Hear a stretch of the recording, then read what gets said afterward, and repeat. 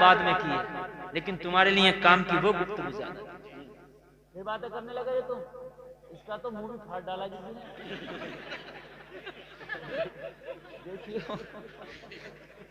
लड़ लिए, इसका मुंह फाड़ दिया किसी ने। ये कौम अल्लाह, मदरसे के बच्चों से भी बस मौलवी की हिम्मत है, इनसे पंगा ले ले, बाकी किसी की हिम्मत ना। सही बता रहा हूँ। बहुत से लोग शिकायत लेकर आना, तुमने हमारे लोने को मारा क्यों? अरे मार के कब्जे में कर ले तो बड़ी बात थोड़ी बात है, बगैर मारे मौलवी के सर पे बैठे हुए। सही बता रहा हूँ, मेरी बात गलत नहीं है, शिकायत मत किया करो। बहुत से लोग सीने पे चढ़ जाते हैं, मौलाना हमारे बच्चे को मारा क्यों? तुम्हारे 2 बच्चे तुमसे नहीं संभाल ले होते, ये 50 को संभाल लिया होता है कि नहीं? तुम्हारे 2 नहीं संभाल ले होते हैं तुमसे, और ये 50 को संभालता है, तो इसे कहीं तो छूट दो। हाँ, मारने मूरने पे मेरे भाई ज्यादा उस्तादों की दिल शक्ली ना किया करो। हमारे बच्चों को क्यों मारा, हमारे बच्चे को क्यों मारा, बहुत से लोग लड़ते हैं, गालियां तक देने लगते हैं। हाँ देखो, कुछ खोना पड़ता है। अगर उस्ताद मारता तो अपनी खुशी के लिए नहीं मारता, शौक के लिए नहीं मारता, उसको कुछ बनाने के लिए मारता है। लोहार कूट कूट के लोहे का कुछ बनाता है। हाँ।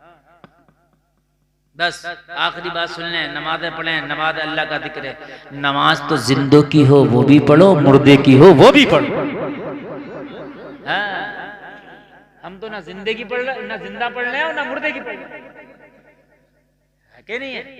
जिंदों की, ये 5 वक्त वाली जिंदों वाली है, ये भी नहीं पढ़ रहे हैं, और मुर्दों वाली में भी 2 टीमें हो जाती हैं। इधर जनाजा की नमाज हो रही है तो इधर खड़े हैं, आधे से ज्यादा इधर खड़े होते हैं। अभी तुम क्यों खड़े हो? टोपी ना। जवाब क्या देंगे? ये ना कहेगा याद ना, इंसर्ट हो रही है, क्या कहेगा? टोपी ना। तो तू 5000 की पैंट तो पहने हुए घूम रहा है, सुतनिया को 5 रुपए की टोपी नहीं रख सकता था? मेरी भाई बात गलत है मेरी?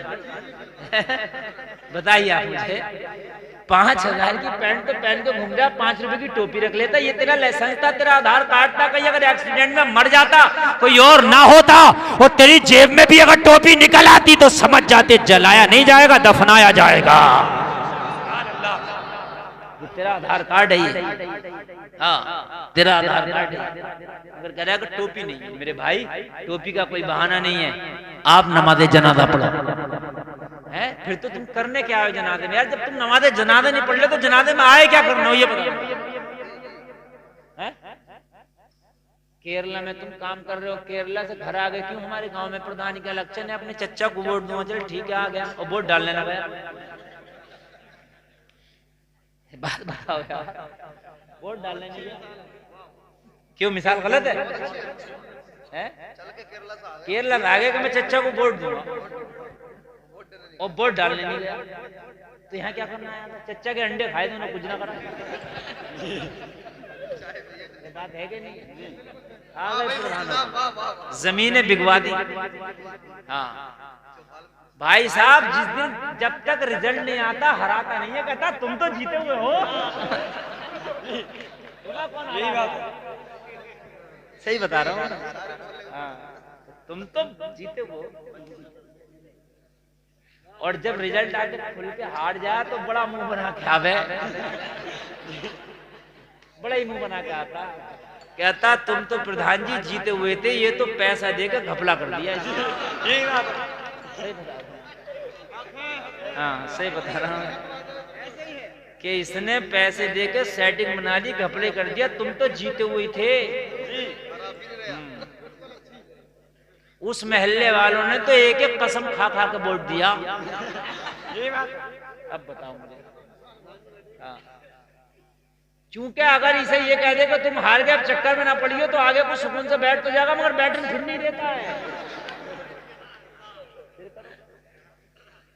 सही बात है ये मेरी, चाहे हंस लो इस बात में या चाहे इस बात को गांठ में बांध लो मेरे भाई। हाँ, ये गुमराह करता गुमराह। उस नबी की बारगाह में दुरूद पढ़ें कि जिस नबी ने हमें जिंदगी जीने का सलीका सिखाया। इंसान नाम का इंसान था, जिंदगी जानवरों से बदतर थी। न खाने का सलीका था इंसान को, न पीने का सलीका था इंसान को, न शादी और ब्याह का सलीका था इंसान को। मेरे नबी ने आके दुनिया को इंसानों वाले सलीके सिखाए।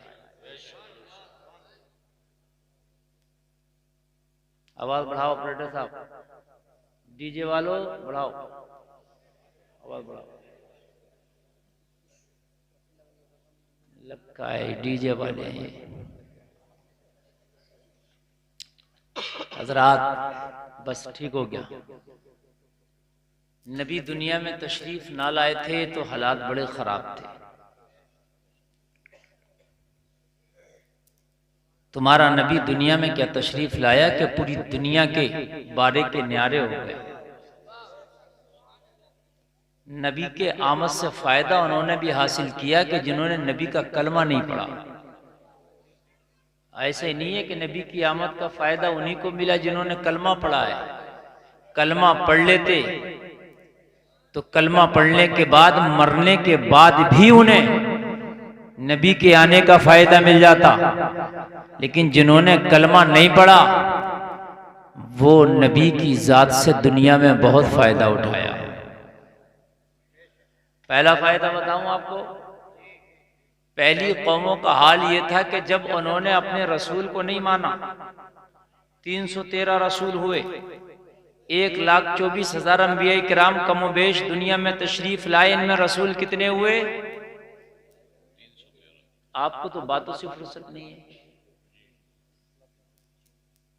देखो, अगर मेरी गुफ्तगू आपको सुनना है तो बातें आपको बंद करना पड़ेंगी।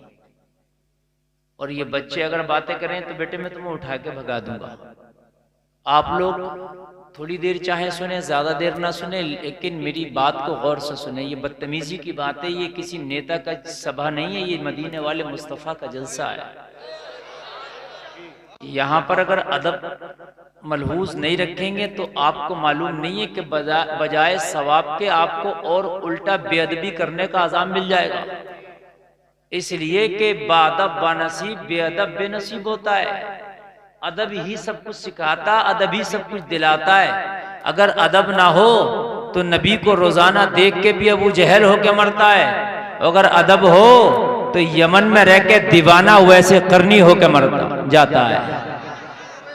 समझ रहे आप? आशिकों का इमाम होकर दुनिया से जाता है। अदब बहुत जरूरी है मेरे भाई। इस गांव में अगरचे जलसे कम होते हैं, लेकिन है तो ये हिंदुस्तान ही में है, तो संभल जिले में। ऐसा तो नहीं है कि जजीरा एंडुमान में हो, कहीं नागालैंड में हो, कि पता ही नहीं है कि यहाँ उलमा क्या है, जिक्र क्या है और यहाँ पर तकरीर क्या, नात क्या। रहते तो यही हो, रामपुर, मुरादाबाद, बरेली और संभल आपके अतराफ में, जहाँ उलमा इतने हैं कि पूरे हिंदुस्तान में इतने उलमा नहीं है जितने इस 4-5 जिलों में उलमा है। और हाफिजों का भी यह हाल है कि पूरे हिंदुस्तान में कहीं चले जाओ आपको ये रामपुर, मुरादाबाद, बरेली, संभल, इन 4 जिलों के हाफिज मिलेंगे, या बदायूं, कहीं भी आप चले जाओ। रात भी मैं तकरीर करने गया राजस्थान में, तो वहां हमारे रामपुर का इमाम था।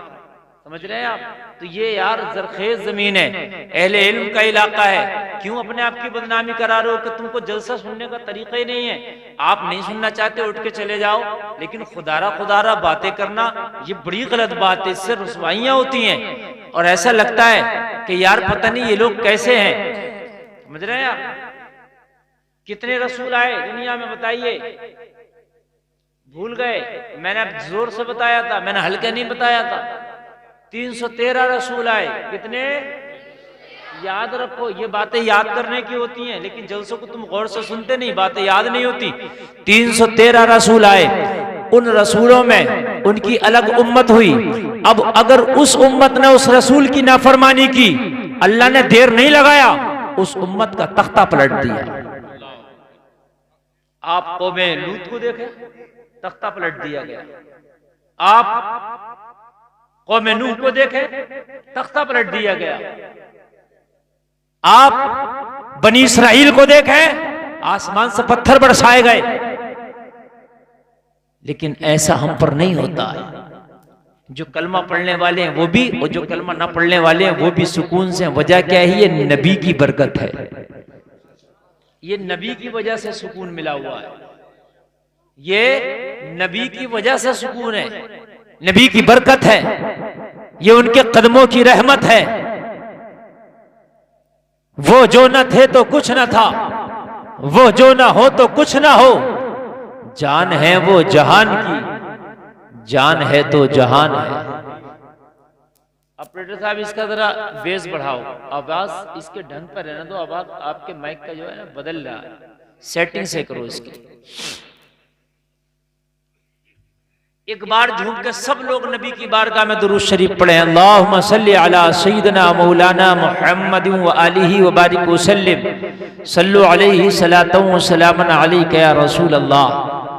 जोर से बोलें सल्लल्लाहु अलैहि वसल्लम। डॉक्टर इकबाल से किसी ने पूछा, इकबाल ये बता कि तू दुनिया में इतना मशहूर कैसे हो गया?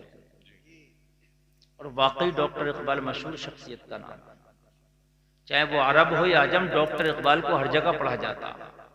डॉक्टर इकबाल पे यूनिवर्सिटियों में पीएचडी हो रही है, डॉक्टर इकबाल के अशार पूरी दुनिया में पढ़े जाते हैं।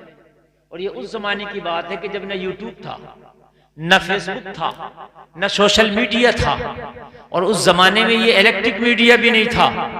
डॉक्टर इकबाल से कहा गया, इकबाल बता तो इतना मशहूर कैसे हो गया? हर एक के दिल पे इकबाल राज करता है। इकबाल, अगर तेरी जबान से कोई जुमला, कोई शेर निकल जाए तो पूरी दुनिया में आग की तरह फैल जाता है। इतनी शोहरत कहां से मिली? तवज्जो करें आप। डॉक्टर इकबाल ने कहा, ये तो मेरा अल्लाह जानता है कि मुझे क्यों शोहरत मिली, ये तो मेरे रब का करम है, मगर मुझे ऐसा लगता है कि मेरे एक काम की वजह से मुझे ये मकबूलियत हर खास व आम में, और ये शोहरत मुझे हर खास व आम में जो मिली, मेरे एक अमल की वजह से।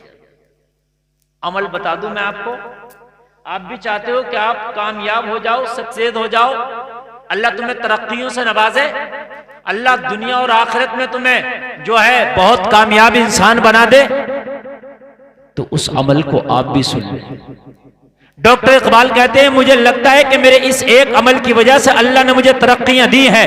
हर एक के दिल पे जो मेरा राज है, हर एक की जबान पे जो मेरे अशार और मेरी बातें हैं, वो कोई और वजह नहीं रखती, मेरे एक अमल की वजह से रखती है। कहा, इकबाल तेरा वो अमल कौन सा है? तो डॉक्टर इकबाल कहते हैं, मैंने अपनी जिंदगी में मदीने वाले मुस्तफा पे 1 करोड़ मरतबा दुरूद शरीफ पढ़ा है।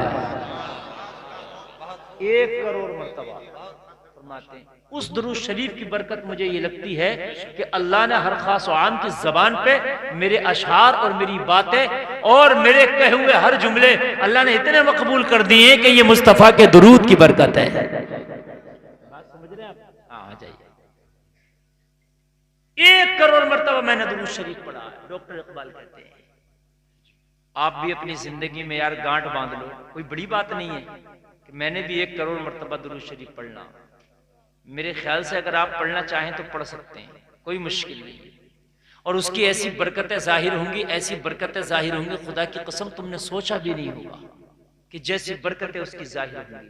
रोजाना का बांट लो कि मुझे, रोजाना का बांट लो कि मुझे इतनी मरतबा दुरूद शरीफ पढ़ना है, हिसाब लगा लो।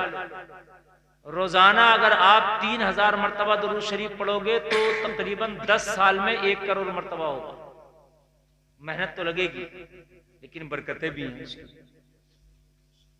मेहनत तो लगेगा।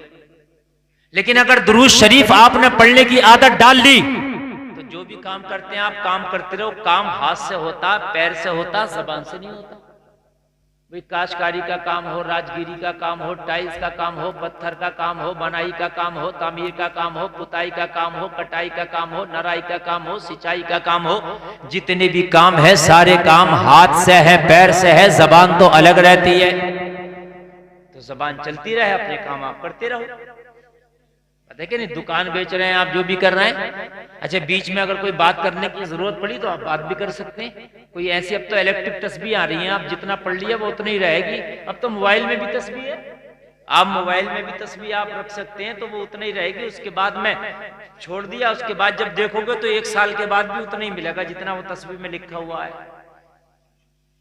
आदत डाल के देखो, कोई एक आदमी तो इस पर अमल करना, फिर देखना कि जिंदगी में कैसी बहारें आती हैं, फिर देखना कि जिंदगी में कैसी बहारें आती हैं, तुम्हारे कामों में कैसी तरक्की होती है। अल्लाह फरमाता तुम मेरा जिक्र तो करो, मैं तुम्हारे चर्चे करूंगा। सुभान अल्लाह। जिक्र तो करके देखो। मुस्तफा का दुरूद पढ़ने से अल्लाह सबसे ज्यादा खुश होता है, इसलिए कि मुस्तफा का दुरूद भी अल्लाह ही का जिक्र है। दुरूद मुस्तफा पर पढ़ते हैं, लेकिन अल्लाह की बारगाह में कहते हैं या अल्लाह अपने नबी की बारगाह में हमारी तरफ से दुरूद भेज। अल्लाहुम्मा सल्ले अला मोहम्मद। आप दुरूद पढ़ रहे हैं, लेकिन दुरूद में भी अल्लाह का नाम आता है। कोई दुरूद ऐसा नहीं जिसमें अल्लाह का नाम ना हो। सल्लल्लाहु अलैहि वसल्लम अल्लाह का नाम, अल्लाहुम्मा सल्ले अला मोहम्मद अल्लाह का नाम। बोलो है कि नहीं है? अल्लाहु रब्बु मोहम्मदिन अल्लाह का नाम है कि नहीं? अल्लाह का नाम आता है। दुरूद की आप ये कसरत कर लो। मेरी माँ बहनें भी सुन रही हैं, मेरी माँ बहनों तुम भी इसे गांठ में बांध लो और तुम दुरूद शरीफ पढ़ना शुरू कर दो। अपनी जिंदगी में 1 करोड़ मर्तबा दुरूद पढ़ के देखो। एक बात बताऊं, 1 करोड़ मर्तबा जिसने अपनी जिंदगी में दुरूद पढ़ लिया वो फना फिर रसूल हो जाता है। क्या हो जाता है? फना फिर रसूल हो जाता है। 1 करोड़ मर्तबा जिसने अपनी जिंदगी में दुरूद पढ़ लिया, अल्लाह ताला मरने से पहले उसे जन्नत में उसके घर का नजारा करा देता है। कितनी बड़ी बात है यार, बताइए मुझे, कितनी बड़ी बात है। हम दुनिया में रहते हैं, जहां भी जाएंगे ये जबान नहीं मानती, बड़ी बदतमीज है ये जबान, इतनी बदतमीज है, इतनी बदतमीज है, अगर इसे आपने काबू में नहीं रखा तो ये कहीं पिटवा देती है। ये सही बात है। ये 32 मुहाफिजों के अंदर है। ये तो किसी को गाली बक के दांतों के अंदर चली जाती है, लेकिन इंसान की पिटाई होती है, जलील होता है, रुस्वा होता है। लोगों, इस जबान पर काबू रखना बहुत जरूरी है। चाहे वो जबान का जायका हुआ या जबान के अल्फाज हुए। जबान के जायके के लिए लोगों ने जमीनें बेच दी, लोगों ने डांके और चोरियां करना शुरू कर दी। और लोगों, ये जबान तुम्हें जहन्नमी भी बना सकती है, और इसी जबान को अगर तुमने काबू में रख लिया तो यही जबान तुम्हें जन्नती भी बना सकती है। अखलाक किसी बाजार में नहीं बिकता, अखलाक कहीं खरीदा नहीं जाता, लेकिन अच्छे अखलाक से लोग खरीद लिए जाते हैं। जुमला समझिए, अखलाक कहीं नहीं खरीदा जाता, लेकिन अच्छे अखलाक से लोग खरीद लिए जाते हैं। अगर आपका अखलाक अच्छा है तो आपके लोग हो जाएंगे, लोग आपसे मोहब्बत करने लगेंगे, लोग अपने दिल में आपकी मोहब्बत को जगह दे देंगे। लोगों, गोया कि वो तुम्हारे लिए हर रोज हाजिर हो जाएंगे। इस जबान को अपने काबू में रखो, और अगर तुमने इसे काबू में नहीं रखा तो ये नहीं मानेगी। इसे बोलना, बोलेगी तो कभी झूठ बोलेगी, कभी चुगली करेगी, कभी गीबत करेगी, किसी को ऐसे जख्म दे देगी कि मेरे भाई, भाले का जख्म तो भर जाता है लेकिन जबानों के जख्म नहीं भरते। मालूम है आपको, गोली के जख्म भर जाते हैं लेकिन जबानों के जख्म नहीं भरते मेरे भाई। इसलिए इस जबान को चलाओ तो बहुत सोच समझ के चलाओ। बंदूक से ज्यादा खतरनाक ये जबान है, तीर और तलवार से ज्यादा खतरनाक ये जबान है। इसलिए कि तीर और तलवार चलते हैं तो लोगों गर्दन कट सकती है, लेकिन जब जबानें चलती हैं तो दिल टुकड़े टुकड़े हो जाते हैं। मेरी बात पे जरा गौर करना मेरे भाई, इस जबान को बहुत संभाल के, मेरी माँ बहने खास इस पर तवज्जो दें, खास तवज्जो दें मेरी माँ बहने मेरे इन जुमलों पर। जब जबानें चलती हैं दिल टुकड़े टुकड़े हो जाते हैं। ओ जलसे में आने वालों, किसी का दिल तोड़ना इतना बड़ा गुनाह है कि दुनिया में तुम किसी का दिल तोड़ते हो तो अल्लाह का अर्श हिल जाता है। बहुत बड़ा काम है दिल तोड़ना मेरे भाई, अल्लाह का अर्श हिल जाता। ऑपरेटर साहब आवाज कम कर दी क्या आपने? थोड़ा सा और बढ़ाओ, थोड़ा सा। अच्छा बोल रहा था अभी, थोड़ा सा बढ़ा दो बस। अच्छा बोल रहा, माशाल्लाह आपका साउंड। और बेहतर है बस अब रहने दो, बस थोड़ा बढ़ा रहने दो, मैं थका हुआ मुसल में बहुत, ऐसा बोले कि मुझे ज्यादा मेहनत न करना पड़े। आप लोग सुन रहे हैं ना? देखो मैंने बहुत लंबा सफर भी किया, मैं कई रातों का जागा हुआ हूँ, लेकिन आप लोग मोहब्बत से सुन रहे हैं। सर्दी का मौसम है, इंशाल्लाह मैं मोहब्बत से सुना के जाऊंगा, मेरा वादा है। और मेरी कोशिश ये रहती है मैं कुछ दे के जाऊं, इंशाल्लाह कुछ दे के भी जाऊं। मैं ये बहुत बड़ी बात आपसे कह रहा हूं कि जबान पे जिसने काबू पा लिया वो वली बन गया। जबान पे काबू पाना बहुत जरूरी चीज है। जबान रिश्तों को तोड़ देती है, जबान रिश्तों को तोड़ देती है, रिश्तों को तार तार कर देती है। इसलिए अगर कभी मसला कहीं झगड़े का आ जाए, तुम्हें गुस्सा आ जाए, मेरे भाइयों गुस्से पे थोड़ी देर के लिए काबू कर लो, इसलिए कि तुम गुस्से में आओगे, ये जबान बड़ी खतरनाक बोलेगी, पता नहीं ये क्या बोले कितना नुकसान कर दे। इस जबानों ने खानदानों में आग लगा दी है, इस जबानों ने लोगों की जिंदगियों को बर्बाद कर दिया है। यही जबान तो है कि इंसान गुस्से में आया, अपनी बीवी को तलाक दे दिया, एक बीवी का खानदान भी तबाह हो गया, शोहर का खानदान भी तबाह हो गया, बीच में औलाद की जिंदगी तबाह बर्बाद हो गई। ये जिंदगी तबाह करने वाली कौन? ये तेरी जबान है। इस औरत की जिंदगी तबाह करने वाली कौन? तेरी जबान है। इस मर्द की जिंदगी तबाह करने वाली कौन? तेरी जबान है। ये छोटे छोटे बच्चों को यतीम करने वाली कौन? तेरी जबान है। और मेरी बहनों, हाँ तलाक जबान से दी, लेकिन तुम भी अगर अपनी जबान को काबू में रखती तो शायद ये तलाक की नौबत ही नहीं आती। मामला जबान का ये मेरे भाई, तलाक जबान से ही मैं मानता हूं, लेकिन नौबत क्यों आई कि अगर ये हमारी बहनें भी अपनी जबान को काबू में रखती तो शायद ये नौबत ना आती। मेरे भाई जबान को काबू में रखें। जबान बड़ा अहम हिस्सा है, ये है तो गोश्त का लोथड़ा, लेकिन तुम्हें पता नहीं जबान ही इंसान को जन्नती, जबान ही इंसान को जहन्नमी बना देती है। हमेशा गुस्से पे काबू करो। गुस्से में लिए गए फैसलों पर पछतावा होता हमेशा। गुस्से में फैसले तो ले लिए जाते हैं लेकिन पछतावा बहुत ज्यादा होता है। ए बच्चों, अरे यार इनको बैठा दिया स्टेज पर, ये इतना शोर मचा रहे हैं पीछे से। एक भी अगर बोला ना तुम में से एक भी, तो सबको नीचे बिठा दो। तुमको यहां बिठा दिया तो खामोश बैठो। इसमें अजीब मसला है। देखो तकरीर करना बड़ा मुश्किल काम है। ये कोई आप इसकी अहमियत नहीं समझ रहे। मैं आपसे चिपक के आप ही को सुना रहा हूं और आप ही बातों में लग जाएं तो मेरे दिल को तकलीफ होगी। तकरीर तो मैं कोई भी कर सकता हूं, ठीक है, लेकिन मैं ऐसी काम की शायद आपको बताने की कोशिश कर रहा हूं कि जिससे आपकी जिंदगी में जो नहीं सुनना चाहते तो मैं कोई दूसरी आसान सी तकरीर करके चला जाता हूं। आपको तो मेरे जाने कोई हासिल हो आपको, है ना, वो बात खत्म हो गई। एक होता है किसी रास्ते पर चलना जो पहले से बना हुआ, उस पर आसान है, और एक रास्ता कांटों में पत्थरों में बना के चलना, ये हार्ड काम है। समझ रहे आप? हाँ।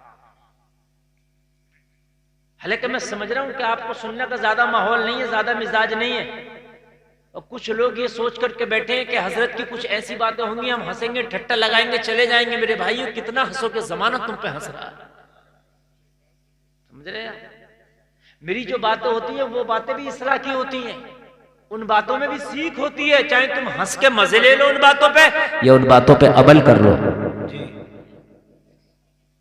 जबान का अहम रोल है। जब भी गुस्सा आए फैसला मत लो, कोई भी फैसला हो गुस्से में मत लो। आज बहुत अहम बात बता रहा हूं, चाहे कारोबार का फैसला हो, रिश्ते का फैसला हो, लैन का फैसला हो, दैन का फैसला हो, कोई भी मामला हो, गुस्से में सिर्फ एक बात कह दो, ठीक है मैं सोच के बताऊंगा।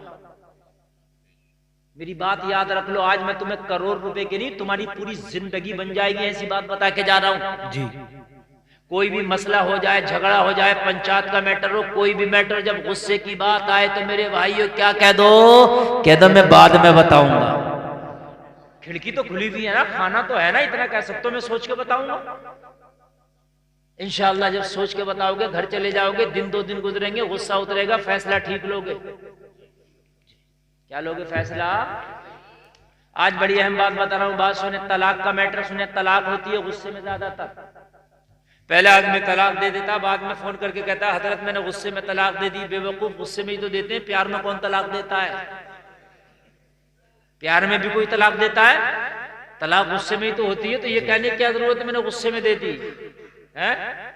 तो तलाक होती है तो ये जहालत है कि तलाक 3 बार, एक बार में ही 3 बार दे देता है, जबकि ना तलाक का ये तरीका नहीं है ना, तलाक का ये तरीका नहीं है लोगों। तलाक का सही तरीका ये है कि पहले तो तलाक दो मत, और अगर अब नहीं बीत रही है, नहीं बीत रही है, आपको लगता है कि दोनों में से कोई एक मर जाएगा, दोनों में से एक साथ नहीं रह सकेंगे, तो फिर खिड़की खोलिए तलाक। बड़ा अहम मसला मेरे जहन में आ गया, मैं समझा दूं। जी जी हजरत जी। कभी बस में आपने सफर किया है? कितनों ने किया? हाथ उठाएं। अच्छा ठीक है, सबने किया ना जी। ठीक है, समझते रहे ना। एक बस में होती है इमरजेंसी विंडो। क्या होती है? देखिए कैसे रंग की होती है बताओ? है? लाल रंग की, लाल होती है, आपातकाल। उसके बराबर में कभी कभी हथौड़ी भी होती है लोहे की। नहीं, ये भी है, ये जहाज में भी होती है ये खिड़की, और ये ट्रेन में भी होती है, और ये बस में भी होती है। और वो इमरजेंसी खिड़की इसलिए होती है, लोहे की हथौड़ी भी रखी होती है कि अगर कभी बस में आग लग जाए, जान पे बनाए, और मेन दरवाजे से निकलना संभव ना हो सके, तो इस लोहे की हथौड़ी से शीशा तोड़ के बाहर निकल जाओ। यही मतलब तो है उसका। अरे बोलो, यही मतलब है ना। और तुम खाली मुली, जरा सी तुम्हें गर्मी लग रही है, तुम उसे तोड़ दो शीशे। बात है क्या? नहीं है तो यार इसलिए थोड़ी था, जरा सी बात में तुम तोड़ दो, फिर तो दंड पड़ेगा कि नहीं पड़ेगा? अरे बोलिए, छोड़ देगा बस वाला? जाओ तोड़ के देखियो। अच्छा, और कहीं गर्मी लग रही थी इसलिए तोड़ दिया हमने, दंड पड़ेगा। वो इमरजेंसी है, जान की अगर बाजी आए तो तोड़ दे, तो उससे कोई पैसा नहीं लेगा, सब तारीफ करेंगे तूने अच्छा किया। और बाज़ाब्ता तौर से जहाज में तो समझाया जाता, सुने कान खोल कर वो समझाते हैं कि आपके ये द्वार है, ये आपातकाल द्वार है, अगर कोई ऐसी मामला आ जाए कि जहाज को पानी पर उतारना पड़े या खतरे का मामला आए, तो आप इस बटन को दबा के इस खिड़की को खोल करके जो है इसके रास्ते से बाहर निकल सकते हैं। सब समझाया जाता है। लेकिन कोई अच्छा खाता जहाज चल रहा है और किसी से जरा अनबन हो गई बराबर की सीट वाले से, उसे खोल दे तो जहाज ही डूब जाएगा, गिर जाएगा। बात है कि नहीं? बड़ी अहम बात बता रहा हूं मैं। तो जाहिल से जाहिल आदमी भी बस की उस खिड़की को मैंने ना खोलता देखा ना उस शीशे को तोड़ता देखा। जाहिल से जाहिल भी। ऐसे ही तलाक इमरजेंसी खिड़की है, जब जान की बारी आए, जब इसका इस्तेमाल करना है, जब जान की बारी आए, जब इसका इस्तेमाल करना है, जब ये लगे कि न ये बीवी इसके साथ रह सकती है, न ये शोहर इसके साथ रह सकता है, ये घुट घुट के मर जाएंगे, तो अब तलाक की खिड़की है, इसे खोल निकल जा। फोन करके क्या कहते हैं? हजरत मैंने गुस्से में दे दी तलाक, में बड़ा पछता रहा है। अच्छा एक बात और बताऊं मैं आपको, इमरजेंसी में भी हुक्म यह है कि खिड़की तोड़ना, बस को आग लगाने का हुक्म नहीं है। इमरजेंसी पड़ जाए तो माचिस निकालो, पूरे बस को आग लगाओ, तो भी तो गलत है ना। अरे भाई इतनी तो इजाजत दी है, खिड़की तोड़ो निकल जाओ, बस को आग लगाने की इजाजत तो नहीं है। बोलिए, इतना जान रहे हो कि नहीं जान रहे हो? तो जब जान रहे हो तो सुनो, जो तलाक है इमरजेंसी खिड़की है, मगर कौन सी है? सिर्फ एक तलाक। इमरजेंसी खिड़की कौन सी है? एक तलाक। एक तलाक दो और निकाह से निकाल दो, एक तलाक दो निकाह से निकाल दो। लेकिन ये जो 3 तलाक दे जाए एक ही बार, ये खिड़की नहीं तोड़ता, बल्कि पूरे रिश्ते को आग लगा देता है, पूरे रिश्ते को आग लगा। मैं दोनों चीजें लेके चल रहा हूं, तुम्हें समझा रहा हूं, ये बड़ा माइंड चाहिए समझाने के लिए। खाली तलाक का मसला कोई भी समझा देगा। हाँ, इधर अगर बस को आपने आग लगा दी, आपसे दंड लिया जाएगा। दंड लिया जाएगा कि नहीं लिया जाएगा? भाई तूने खिड़की तोड़ना थी तोड़ देता, कोई बात नहीं, तेरी जान तो बनी थी, तूने बस में क्यों आग लगाई? खिड़की तोड़ता और लग जाती, दूसरी खिड़की पड़ जाती, बिना खिड़की के भी कुछ दिन चल जाती, लेकिन तूने आग लगा दी। गलत किया कि नहीं किया? ऐसे ही तुझे तलाक देना था तो तूने एक तलाक दे दिया होता, खिड़की खुल गई, बीवी तेरे रिश्ते से निकल गई। लेकिन रिश्ते से निकल गई है, लेकिन अभी मामलात को आग नहीं लगी है। क्या है मामलात को? तीन चीजें साथ में लेकर चलना हूं, जरा तीनों को समझ लेना। एक ही तलाक दे दो, एक तलाक देने के बाद में बीवी को तलाक हो जाती है। मान लो एक खिड़की आपने तोड़ करके अपने रिश्ते से निकाल दिया, लेकिन अभी मामलात में आग नहीं लगी है। अब शरीयत हुक्म देती है कि बीवी अपनी इद्दत में बैठ जाए। इद्दत कितनी है? तकरीबन 3 महीने लगते हैं 3 पीरियड को। ये 3 पीरियड की इद्दत में बैठ जाए। लोगों, अभी रिश्ता पूरी तरीके से टूटा नहीं है, तलाक तो हो गई है, तलाक तो हो गई है, लेकिन अभी रमक बाकी है इस रिश्ते में। अब सोचते रहो दोनों, बीवी को अलग कर दिया गया, इद्दत में बिठा दी गई, इनकी गर्मी खत्म, गुस्सा खत्म। 3 महीने तक खत्म हो जाएगा कि नहीं हो जाएगा? गर्मी खत्म हो जाएगी कि नहीं हो जाएगी? अरे 3 महीना नहीं, 3 दिन में ही हो जाता। छोटे छोटे बच्चे जब अब्बा से कहते हैं चाय पानी बिस्तर ठंडा गरम, 3 दिन में ही। अरे सगी माँ, सगी बहन, सगी भाभी भी क्या दिन करेगी? माँ होती है बच्चों की, है? जो घर वाले कह रहे होते हैं तलाक दे दे देख लेंगे, वो घर वाले जब बच्चा लैट्रिन करके खड़ा तो हिम्मत नहीं है किसी की अब उसे धुल दे। वो माँ को कलेजा दिया अल्लाह ने। माँ को अगर खाना खा रही होती है ना, और अगर बच्चा लैट्रिन कर ले, लुकमा वहीं छोड़ के अपने बच्चे को धुलती है, बाद में हाथ धुल के फिर खाना खाती है। जी ठीक है। ये जिगरा अल्लाह ने माँ को दिया, ये जिगरा किसी को नहीं दिया अल्लाह ने। फिर बातें करी तुमने। असल में ये जो तकरीर हो रही है ना, वो इनकी रेंज से ऊपर की हो रही है। सही बात ये, इतनी इनकी रेंज से ऊपर हो रही है। और ये तकरीर मैं करके भी अपने ऊपर ज्यादती कर रहा हूं, मगर क्या करूं, मूड में आ गई ये तकरीर मैं कर रहा हूं, नहीं तो मैं करता नहीं। मैंने देख लिया मरीज जैसा होता हूं वैसे ही टैबलेट देता हूं, लेकिन मैंने सोची लाओ कंपनी की दे दूं। मगर जिसे 20 रुपए की 3 पुड़ियां खाने की आदत है, उसे कंपनी से क्या मतलब? सही बता रहा हूं, उसे कंपनी से क्या मतलब? हाँ, वो तो 20 रुपए की 3 पुड़ियां ही चाहिए उसे। हाँ, अब मैं भूल जाता हूँ ऐसी तकरीर। असल में ये सब जो तकरीर है ना, ये रास्ते बने हुए नहीं, ये बनाए जा रहे हैं। जो मैं ये तकरीर कर रहा हूँ, ये ऐसा नहीं है पहले से मैंने तैयारी करके और मैंने रख ली हो कि ये तकरीर बोल रहा है। ये सब मैं आपके सामने हालात हाजिरा को देख करके बोल रहा हूँ। तलाक हो गई, क्या तलाक देना चाहिए अगर कभी जरूरत पड़ी? जोर से बोलो। सबक सिखा रहा हूं मैं आज। तकरीबन हमारा मुआशरा, मैं सही बता रहा हूं, कोर्ट में जाओ, कचहरी में जाओ, तलाकों के मुकदमे सबसे ज्यादा मिलेंगे जी।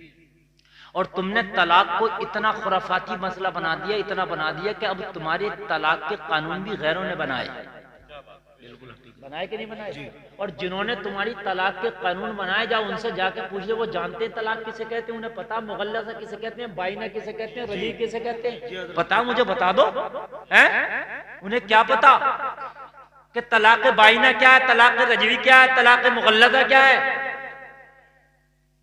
तो हर क्या है उन्हें क्या पता? इद्दत क्या है उन्हें क्या पता? इद्दत की मुद्दत क्या है उन्हें क्या पता? लेकिन मेरे भाइयों, जब घर में तुम्हारे ज्यादा झगड़े हो जाते हैं तो फिर फैसले बाहर के लोग करते हैं।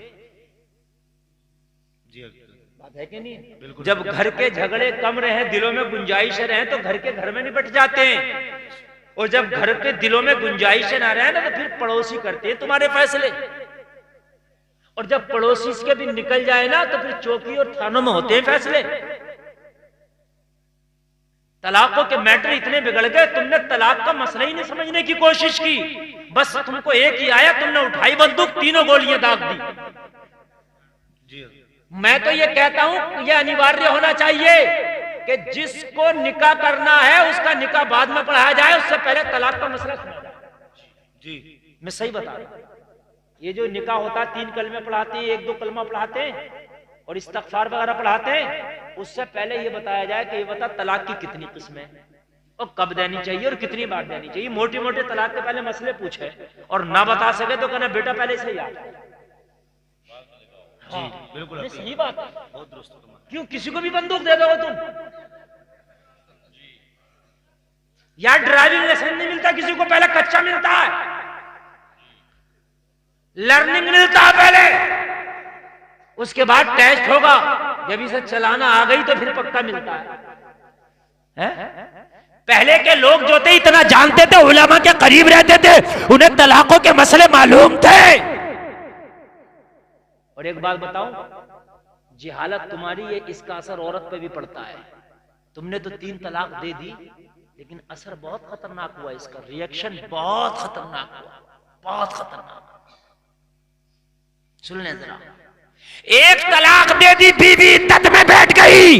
अब तकरीबन 3 महीने का टाइम है दोनों के पास सोचने के लिए, दोनों सोच लें। लोगों 3 महीने में अच्छे से अच्छा गुस्सा खत्म हो जाता। 3 महीने में तो जिसे जेल हो जाए उसकी भी बेल हो जाती है।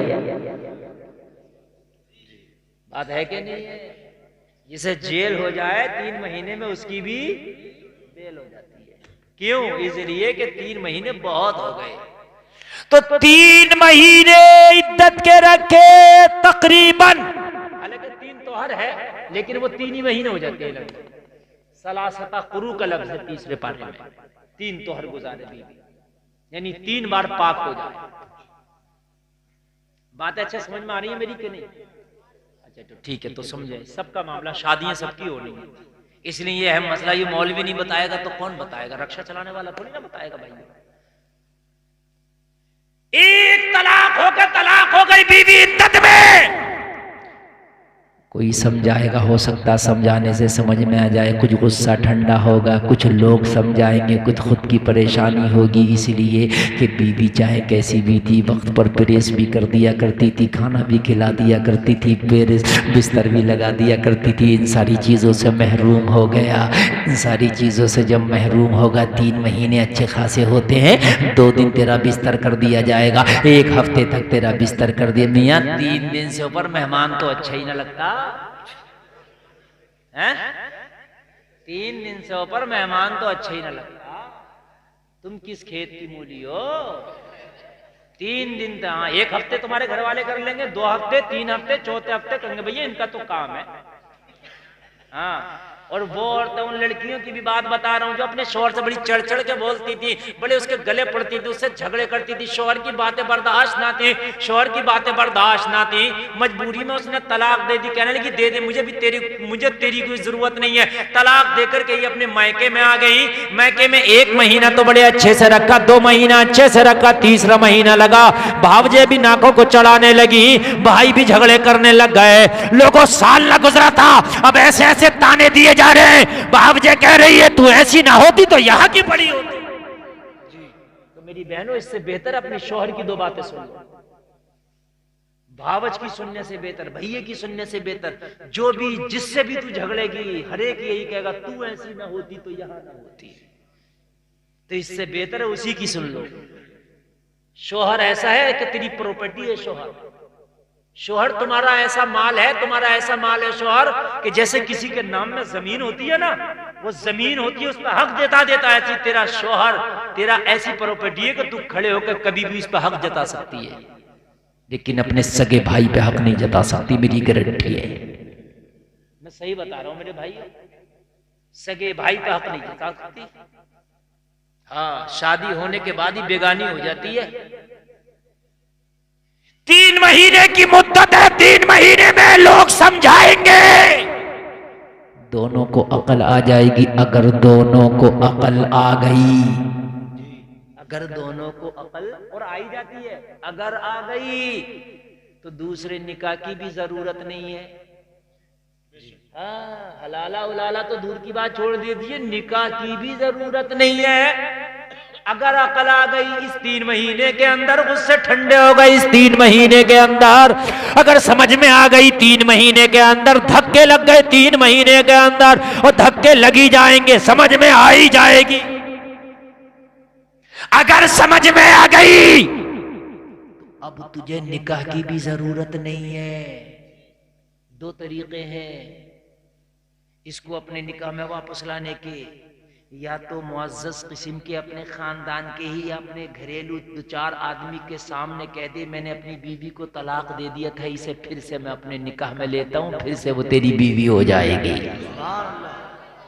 कितना आसान काम है मेरे भाइयों, कितना आसान काम है मेरे भाइयों, कितना आसान काम है मेरे भाइयों, समझ रहे हैं आप? या फिर मियां बीवी वाले मामलात आपस में वो कर ले, उससे भी वो उसकी बीवी फिर से हो जाएगी। 2 तरीके बताइए आप, कितना आसान तरीका है। और अगर इद्दत गुजर गई, ये 3 महीना गुजर गया, तो अब क्या होता है, अब इस पर हुक्म दूसरा लग जाएगा। अब क्या होगा, अगर 3 महीना गुजर गया, ये 3 पीरियड गुजर गया, तो अब इसकी बीवी मुकम्मल तौर से इसके निकाह से खारिज हो गई। वो जिससे चाहे निकाह कर ले, अब जिससे चाहे निकाह कर ले, क्योंकि 3 महीने तक इंतजार देखा शरीयत ने कि शायद गुस्सा ठंडा हो जाए, और 3 महीने भी अगर तुमने फैसला यही ले लिया कि साथ में नहीं रहना है, तो अब शरीयत ने इसे मुकम्मल आजाद कर दिया, तू जिससे चाहे, तू जिससे चाहे। बात भाई समझ में आ रही है? लेकिन 3 महीने गुजरने के बाद भी अकल में फिर आ गई, 6 महीने के बाद, 1 साल के बाद, और इस औरत ने किसी दूसरे से निकाह नहीं किया, ये भी अपने घर बैठी थी, अब फिर चाहते हैं कि हम एक हो जाते तो खाली निकाह करने से काम हो जाएगा। क्या होगा, खाली निकाह करने से काम हो जाएगा, कुछ जरूरत ही नहीं है। मगर ये कब होने हैं सारे काम, जब तलाक एक दी थी, खाली इमरजेंसी खिड़की तोड़ा था जब, और जब बस को आगे लगा दिया था, तो जब चेचिस ही ना रहा तो काय में क्या करेगा। क्यों भाइयों, हैं? अरे भाई तुम्हारी कार लग गई, बम्पर टूट गया, बम्पर पड़ गया, हैं? खिड़की टूट गई, खिड़की पड़ गई, रंग में घसीटन लग गई, रंग दोबारा से हो गया, और जब कार को आग लगा दी तो कहां डेंटर के पास लेकर जाएगा, क्या करेगा? 3 तलाक दे के मौलवी के पास जा रहा, हज़रात 3 तलाक हमने दे दी, अब क्या करें? अब कोई रास्ता निकालो। अब मौलाना का कोई रास्ता नहीं है, तो दूसरे मौलाना के पास, तीसरे मौलाना के पास, चौथे मौलाना के पास, फोन पे फोन लगा रहा। तो जब इतने तुम फोन मौलवियों को अब लगा रहे हो, तो तलाक से पहले भी किसी मौलवी से पूछ ली होती कि हज़रत तलाक देना चाह रहा हूं, कैसे दूं? बड़े बड़ी बात भाई है क्या नहीं है? थोड़ा सा तलाक, ए भैया आगे जाके स्टार्ट कर लियो इसे, जाओ जाओ। असल में सब काम इसी वक्त होते हैं। मैं असल में ये चाहता हूं जब खुद काम की बातें हो ना, तो कोई डिस्टर्ब ना करे, या तो फिर तकरीर ऐसी हो रही हो कि कोई टेंशन नहीं है, कभी चलो कोई बात नहीं है, समझ रहे हैं आप? समंदर के नीचे से जब मोती ला के दिया जाता है, उसकी कोई कदर ना करे तो तकलीफ होती है। हाँ,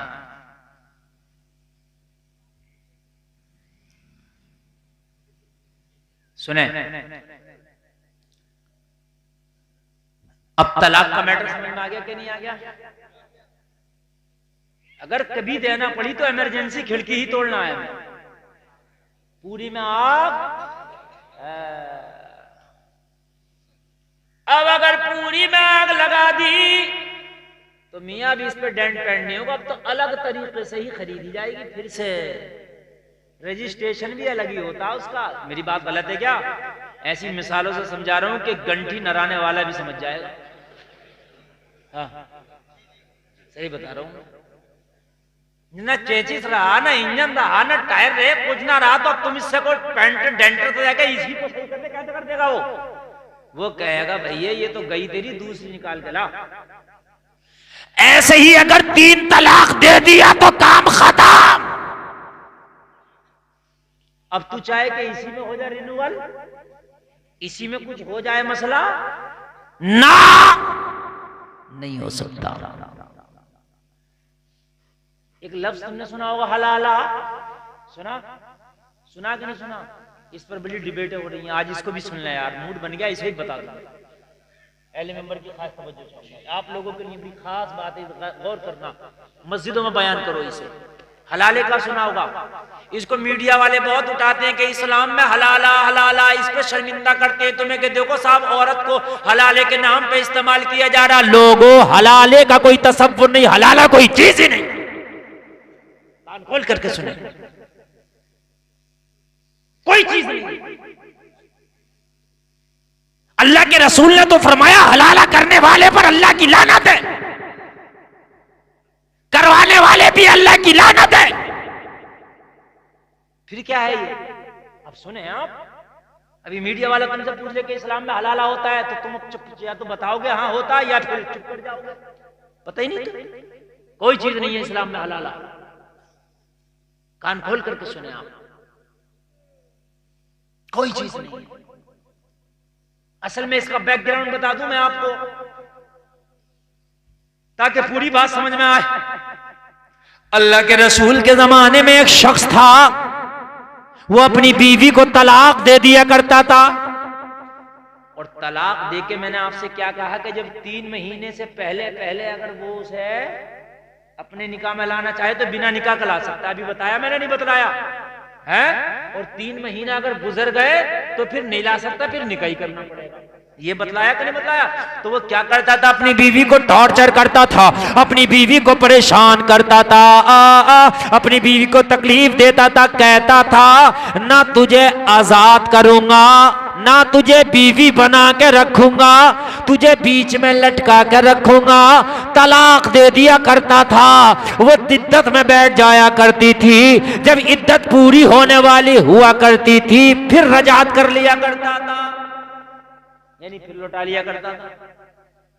फिर तलाक दे दिया, फिर वो इद्दत करने लगी, और जब इद्दत पूरी होने वाली हुई तो फिर लौटा लिया। तो यार ये तो एक खेल हो गया ना औरत के साथ, यार ये तो पेशा हो गया, खेल हो गया ना है भाई। मैंने आपको गाली दे दी, मैंने आपको बुरा कह दिया, आपने मुझे गाली दे दी, बुरा कह दिया, आपने फिर कहा हजरत मुझे माफ कर दो, गलती हो गई, मैंने माफ कर दिया, आपने फिर गाली दे दी, तो फिर यार पेशा हो गया ना मेरे भाई। वो फिर उलटा लिया करता था। फिर वो जब इद्दत, तलाक होने के बाद में इद्दत में बैठती, जब इद्दत पूरी होने वाली होती फिर लौटा लिया करता था।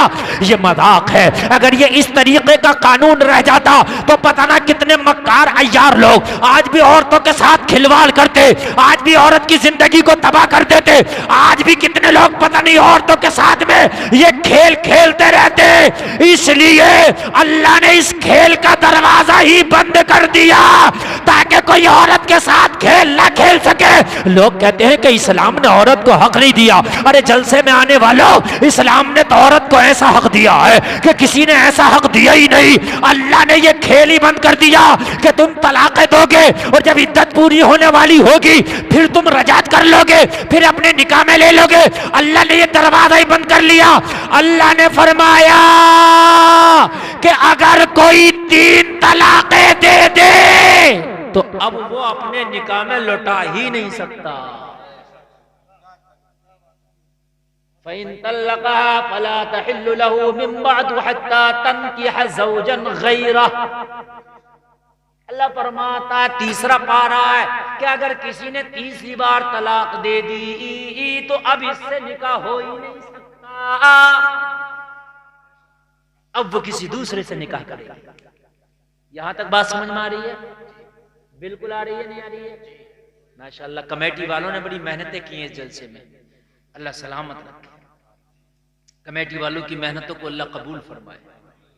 और यकीन मानना, चाहे आपको अच्छी लग रही हो न लग रही हो, बड़ी दिल से मैं तकरीर कर रहा हूं।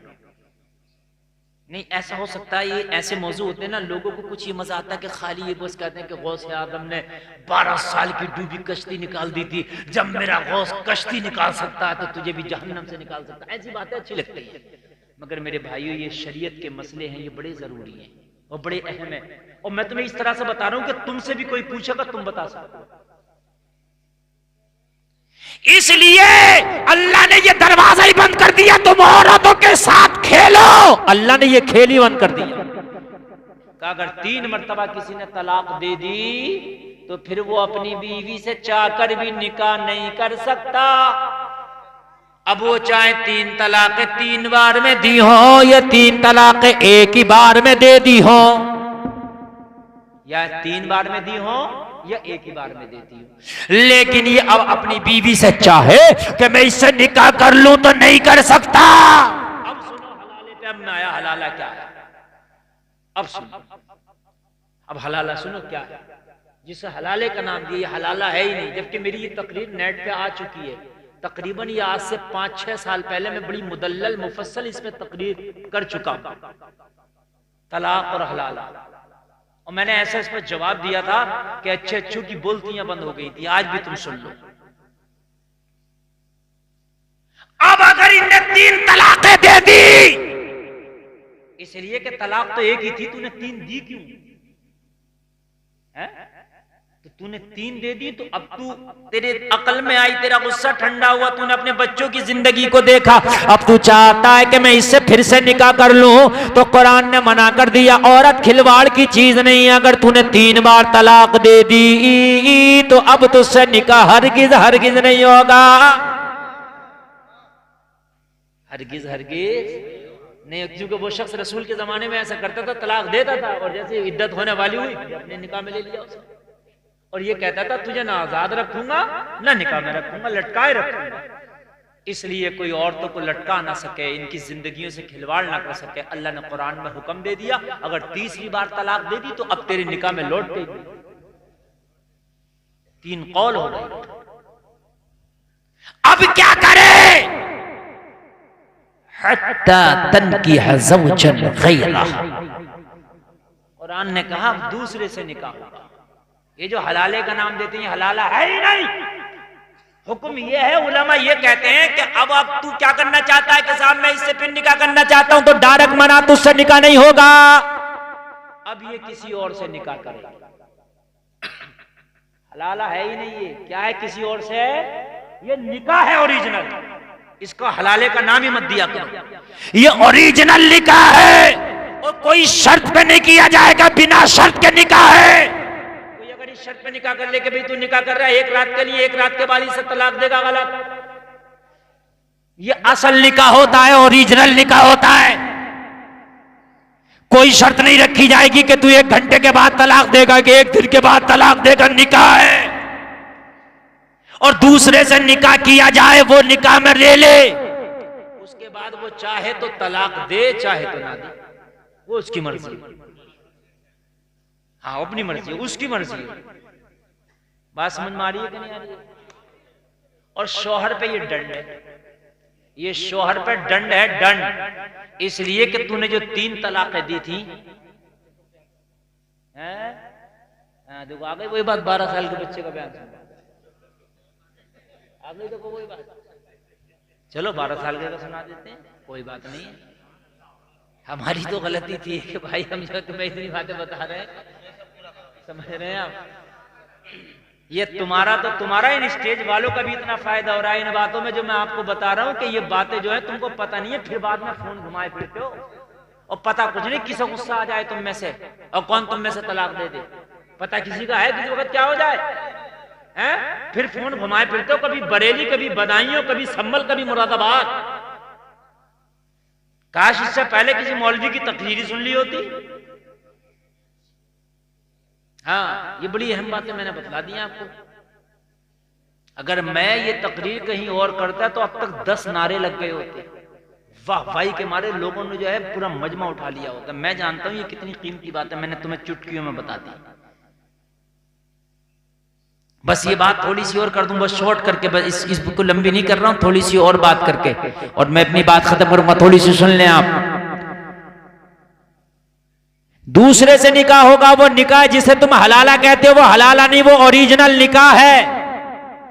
निकाह हो गया, निकाह के बाद में उसकी मर्जी, अब रखा भी इंसान है, हो सकता है उसकी भी तलाक हो जाए, ये तो हो जाए। कभी किसी की 4-4 तलाकें भी हो जाती हैं, 5-5 भी हो जाती है, भाई वो तो इंसान है, हो सकता है ना मिले इससे भी मिजाज। तो अगर फिर ये तलाक दे दे तब इसकी इद्दत करने के बाद उससे निकाह हो सकता है जिससे पहले निकाह में थी। ये मैटर है। ये हलाला नहीं है जो हलाला हलाला कहते हैं कि हलाला कराओ हलाला कराओ, हलाला नहीं है, बल्कि इसका नाम तो दूसरा निकाह कराओ। अब तुमसे कोई कहे हलाला कहना, बेवकूफ, हलाला नहीं है।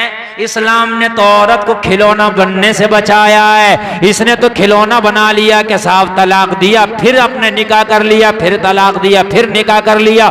3 तलाक, ये 3 तलाक लोगों जायज ही नहीं है। 3 तलाक देने वाला गुनाहगार है। 3 तलाक देना गुनाह है, लेकिन दे दी तो हो जाएगी, दे दी तो हो जाएगी। हाँ, अब गौर करें आप, ये मैंने अहम मसले थे जो आपको गुफ्तगू कर ली। अल्लाह फरमाता फज़कुरूनी अज़कुरुकुम, तुम अल्लाह का जिक्र करो, अल्लाह तुम्हारे जिक्र, अल्लाह तुम्हारे चर्चे करेगा। जलसे में आने वालों, अल्लाह का जिक्र कैसे करें? तो अल्लाह का जिक्र नमाजों में है, अल्लाह का जिक्र कुरान में है, अल्लाह का जिक्र वजीफों में है, अल्लाह का जिक्र दुरूद में है। अल्लाह का जिक्र कैसे करे? लोगों, अपनी जबान को खुराफातों से, दुनिया के जिक्र से, दुनिया की बातों से रोक लो, अल्लाह का जिक्र ये खुद ब खुद करने लगेगी।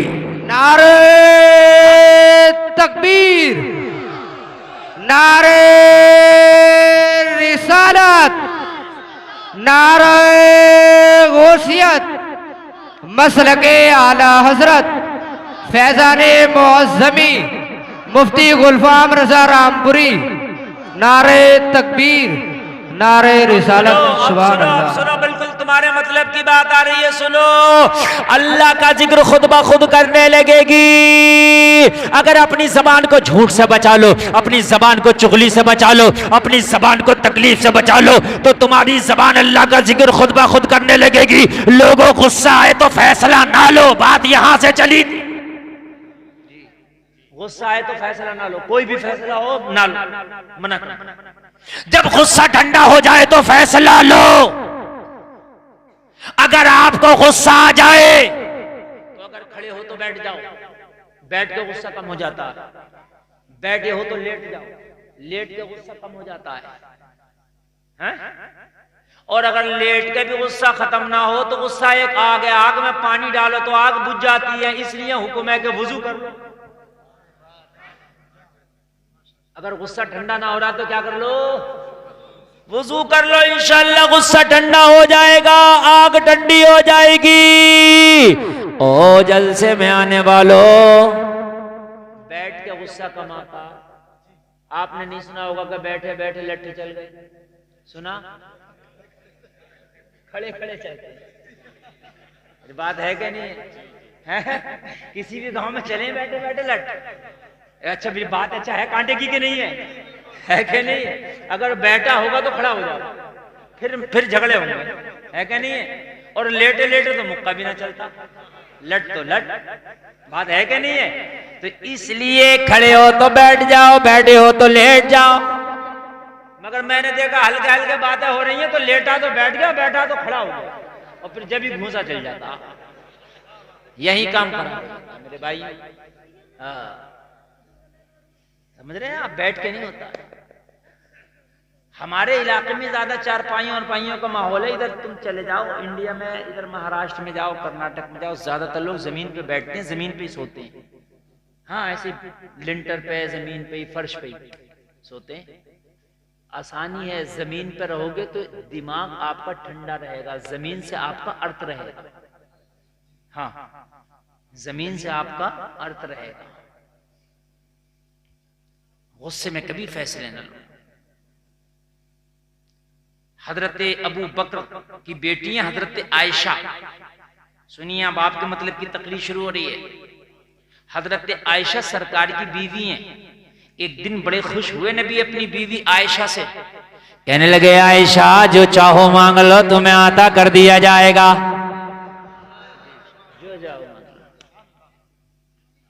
ये नबी मालिक मुख्तार है, जो चाहो मांग लो, ये वही कह सकता है जिसको अल्लाह ने हर चीज का इख्तियार दिया हो। हजरत आयशा कहने लगी, आका मांगना चाहती हो लेकिन इतनी इजाजत दे दो, अपने बाबा अबू बकर से मशवरा कर लो, अगर उनसे मशवरा करके मांगूंगी कि अता हो जाएगा। नबी ने फरमाया, आयशा जाओ मशवरा कराओ, तुम मशवरा करके मांग लो तब भी अता कर दिया जाएगा। हजरत आयशा झूमती झूमती हजरत अबू बकर की बारगाह में हाजिर हुई। हजरत अबू बकर ने देखा बेटी के चेहरे को बड़ा खुश है। कहा, बेटी क्या बात आयशा, आज बहुत खुश नजर आ रही हो। कहा, बाबा जान अगर आपको पता चल गया आप तो झूमने लगेंगे। कहा, बेटी ऐसी क्या खुशी की बात है, मुझे तो बताओ। कहने लगी, बाबा जान आज मैं नबी की बारगाह में हाजिर थी, नबी का दरिया रहमत जोश में आया, नबी के करम की बरसात शुरू हुई। नबी ने फरमाया, आयशा आज मैं बहुत खुश हूँ, जो चाहो मांग लो। तो कहने लगे, क्या मांगा है बेटी, जरा मुझे तो बता। कहने लगी, बाबा मांगा ही नहीं है। कहा, क्यों नहीं मांगा, जब नबी ने मौका दिया था तो मांग लेती। कहने लगी, बाबा मैंने इसलिए ना मांगा, कहीं मैं जल्दी ना कर लूं मांगने में, थोड़ा ना मांग बैठूं, इसलिए मैं इजाजत लेके आई हूं कि मांगूंगी आपसे मशवरा करके मांगूंगी। अब आप बताओ क्या मांगा जाए। हजरत अबू बकर तो झूमने लगे और झूम के इतना खुश हो गए। कहने लगी, बेटी एक मेरे दिल में तमन्ना थी, मैं सोचता था पता नहीं जिंदगी में ये तमन्ना पूरी होगी या अबू बकर के साथ ही ये तमन्ना चली जाएगी। और मेरी बेटी आयशा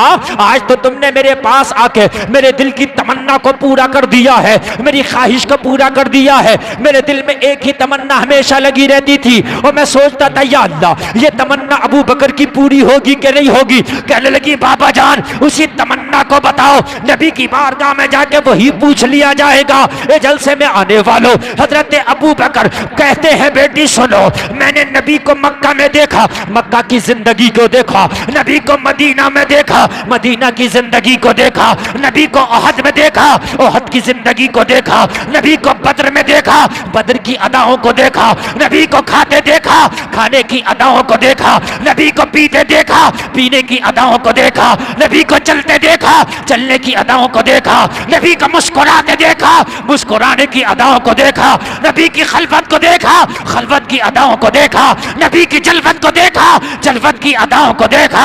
मैंने नबी को हर तरह से देखा, मगर बेटी जब मेरा नबी मेराज में गया तो मेराज में या तो बुलाने वाला खुदा था या जाने वाला मुस्तफा था, तीसरा कोई ना था। मैंने दुनिया की तो सारी अदाएं देख ली मगर मेराज की अदा ना देख पाया। नारे तकबीर, नारे तकबीर, नारे रिसालत, नारे रिसालत, नारे गौसियत, मसलके आला हजरत, मजहबे इस्लाम, मजहबे इस्लाम, अज़मत कुरान, अज़मत कुरान, नारे तकबीर, नारे रिसालत। अब बिल्कुल सुने आपकी मतलब की एक एक बात, एक एक जुमला समझ में आता जाएगा। कहने लगे, बेटी मैंने नबी को हर तरह से देखा, मक्का में देखा, मदीना में देखा, ओहद में देखा, बदर में देखा, खार में देखा, हर जगह देखा। मैंने नबी की हर अदा को देखा, मगर दिल बड़ा बेकरार था कि मेराज में जब जिब्रील मेरे नबी को लेके गया तो जिब्रील भी सिदरा पे जाकर थम गया, जब सिदरा पे जाकर रुक गया। अब सिदरा के बाद जो नबी की अदाएं थी वो खुदा जाने या मुस्तफा जाने। बेशक, सुभान अल्लाह। वहां का मैं कुछ ना देख पाया और दिल बड़ा बेकरार है कि काश वहां का भी देख लेता। दिल बड़ा बेकरार है कि काश हाय हाय हाय वहां का भी देख लेता। और मेरी बेटी कुछ ना मांगना, और मेरी लाडली कुछ ना मांगना, जाओ नबी की बारगाह में जाओ, जाके अर्ज करना, मेराज में जब अल्लाह ने बुलाया था, अपने पास में बुलाया था, खुर्बे खास में बुलाया था, जब कुरान कहता मदना फतदल्ला फकाना क़ाब क़ौसैनि औ अदना, जो कुरान कहता है कि जो दो कमानों के दरमियान या उससे भी कम फासला रह गया था, आका जब अल्लाह और मुस्तफा का फासला कमानों से भी कम रह गया था, या रसूल अल्लाह उस वक्त क्या बातें हुई थी, वो बातों में से कोई बात बता दो। बेशक, सुभान अल्लाह। वाह, उस वक्त की कोई बात, कोई मीडिया वाला नहीं था, कोई चैनल वाला नहीं था कि दिखा दे और बतला दे।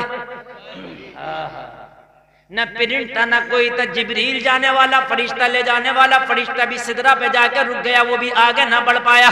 वो भी कह रहा था फरोग तजल्ला बशोजत पर, अगर मैं आगे बढ़ा तो तजल्ली से पर जल जाएगा। ओ जलसे में आने वालों, अम्मी आयशा से इतना कहा तो हजरत आयशा कहने लगी बाबा आज तुम्हारी बेटी तुम्हारे दिल की ये ख्वाहिश भी पूरी कर देगी। बेशक सुभान अल्लाह। अरे बेटी हो तो अबू बकर जैसी हो जो बाप की हर ख्वाहिश पूरी कर रही है। आज की भी कुछ ना अहल बेटियां हैं कि बापों की नाकें कटा दी। आज भी बापों की कुछ ना अहल बेटियां हैं कि बापों को इज्जत के जनाजे निकाल दी। बेटी या तो अल्लाह दे तो दुआ करो ऐसी दे कि नेक बेटी दे। नेक बेटी की दुआएं किया करो। या अल्लाह तो हमें बेटी देना तो नेक देना, और नेक बेटी अल्लाह दे दे तो उससे टेंशन मत लेना, वो तेरे लिए नेमत है, रहमत है। बेशक सुभान अल्लाह। तेरे लिए नेमत है, तेरे लिए रहमत है, तेरे लिए बरकत है जी। लेकिन नेक बेटी अल्लाह दे दे।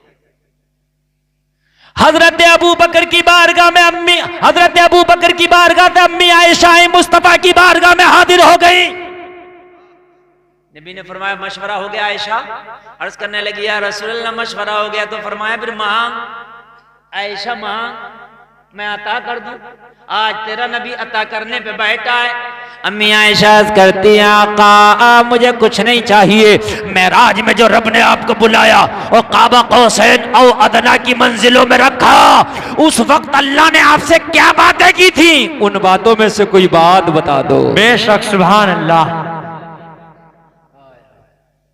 बस और कुछ कहा आयशा ये किसका मशवरा है? कहा बाबा अबू बकर का। नबी फरमाया हाय अबू बकर यार ने मांगा तो फिर यार को मांगा,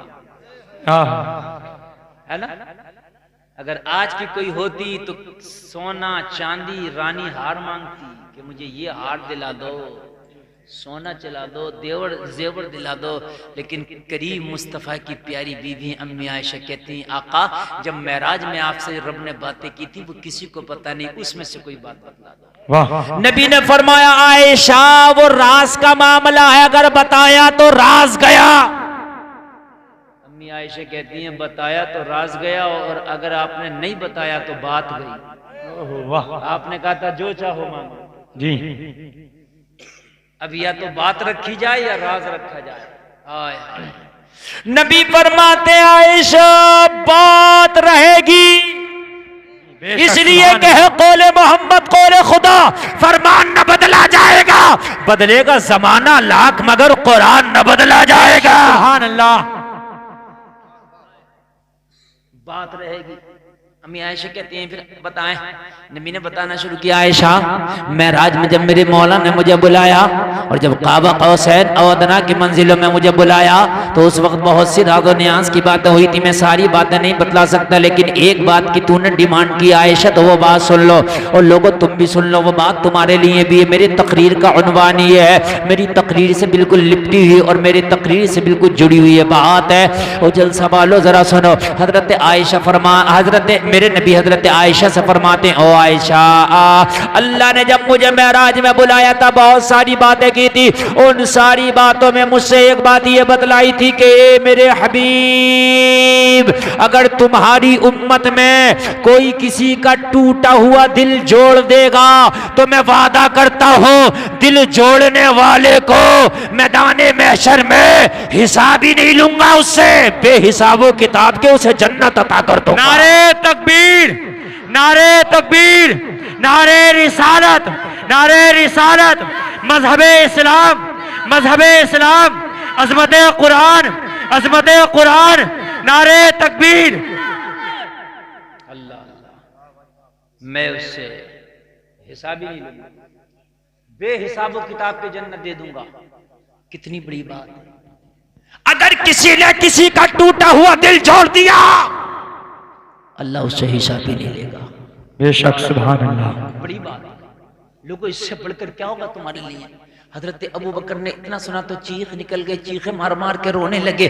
अम्मी आयशा अर्ज़ करती हैं, ओ बाबा ये तो रोने की बात ना थी, ये तो खुश होने की बात थी। आप तो कितने टूटे हुए दिलों को जोड़ देते हैं, आप तो कितने कमजोरों का सहारा बनते हैं, आप तो कितने मजलूमों की आस बनते हैं, कितने गरीबों को आप गले लगाते हैं, आप खुद फाके से होते मगर भूखों को खाना खिला देते हैं, आप खुद टाट का लिबास पहनते मगर नंगों को कपड़ा पहना देते हैं। हजरत अबू बकर ने फरमाया, बेटी ये तो सारी बातें हैं, मैं तो दिलों को तोड़ता नहीं जोड़ता हूं, लेकिन तूने सिक्के का एक पहलू देखा है, मैं सिक्के के दूसरे पहलू पे गौर कर रहा हूं कि बेटी अगर किसी का दिल जोड़ दिया जाए तो बेहिसाबो किताब के जन्नत भी मिल जाएगी, और अगर किसी का दिल टूट गया तो फिर डायरेक्ट जहन्नम में भी अल्लाह डालेगा। डरता हूं कि कहीं मुझसे किसी का दिल ना टूट जाए, इसलिए लोगों खुदारा जबान को बहुत संभाल के बात किया करो जी। और जब दुनिया की बातें इससे नहीं करोगे, खुराफाते नहीं करोगे, यानी झूठ के मामले चुगली के मामले नहीं करोगे, तो तेरी जबान पे जब जारी होगा तो अल्लाह का जिक्र जारी होगा। बेशक सुभान अल्लाह। मैंने कुरान की आयत पढ़ी कि तुम अल्लाह का जिक्र करो, अल्लाह तुम्हारे चर्चे करेगा। अल्लाह का एक बंदा है, नबी भी है, ऐसा बंदा है जो नबी है, नाम इब्राहिम खलीलुल्लाह है। बेशक खलील कहते हैं दोस्त को, अल्लाह का दोस्त है, हर वक्त अल्लाह ही अल्लाह है, हर वक्त अल्लाह ही अल्लाह है, हर वक्त अल्लाह ही अल्लाह, अल्लाह ही अल्लाह। बेशक सुभान अल्लाह। बहुत खूब। जो फरिश्ते अल्लाह की बारगाह में और अल्लाह के इशारे पर और अल्लाह की मंशा पर काम करते हैं, हर फरिश्ता अल्लाह की मंशा पर काम करता है जी। बेशक कुछ फरिश्ते अर्श को उठाए हुए हैं काबे पर। अल्लाह ने फरिश्तों से फरमाया, फरिश्तों मेरे खलील को देखा है, हर वक्त मेरा जिक्र करता है, मेरा खलील है वो। खलील कहते हैं दोस्त को, मेरा दोस्त है वो जी। ओ मेरे फरिश्तों, मेरा खलील हर वक्त मुझसे मुझे नहीं बोलता, हर वक्त मुझे याद करता है। बेशक सुभान अल्लाह। जानते हो मेरे खलील को? फरिश्ते करते, मौला तेरा खलील तेरी बारगाह में बहुत मकबूल है, हाँ तू अपने खलील से राजी है, हाँ इसलिए कि वो मुझे कभी भूलता ही नहीं।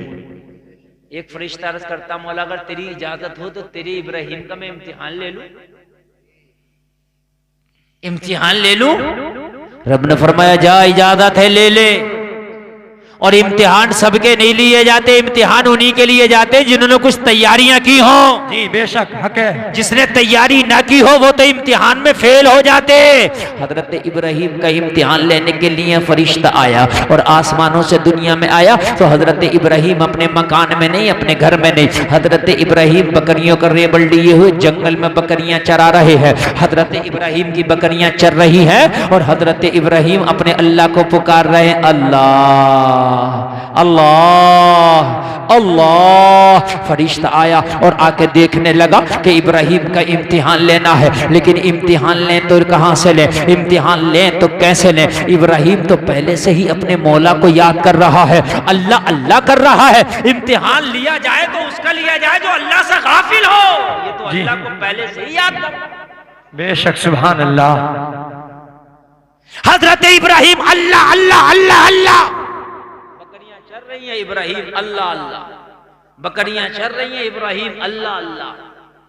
फरिश्ता आया इंसानी शक्ल में, और इंसानी शक्ल में आने के बाद कहने लगा, जब आया हूं तो इम्तिहान तो लेके जाऊंगा, ऐसे नहीं जाऊंगा, क्योंकि अल्लाह की बारगाह में वापस जाना, अल्लाह पूछेगा फरिश्ते इम्तिहान लिया तो इब्राहिम को कैसा पाया, तो इम्तिहान लूंगा तभी तो जवाब दूंगा कैसा पाया, इसलिए इम्तिहान लेना जरूरी है। फरिश्ता इंसानी शक्ल में आया और सोचने लगा, कहने लगा कि ये अपने अल्लाह का नाम अपनी जबान से इब्राहिम ले रहा है, लाओ अल्लाह का नाम मैं अपनी जबान से लेके देखता हूं और अंदाजा लगाता हूं कि इब्राहिम को मेरी जबान से अल्लाह का नाम कितना प्यारा लगेगा। हाय हाय, बेशक सुभान अल्लाह। बहुत खूब।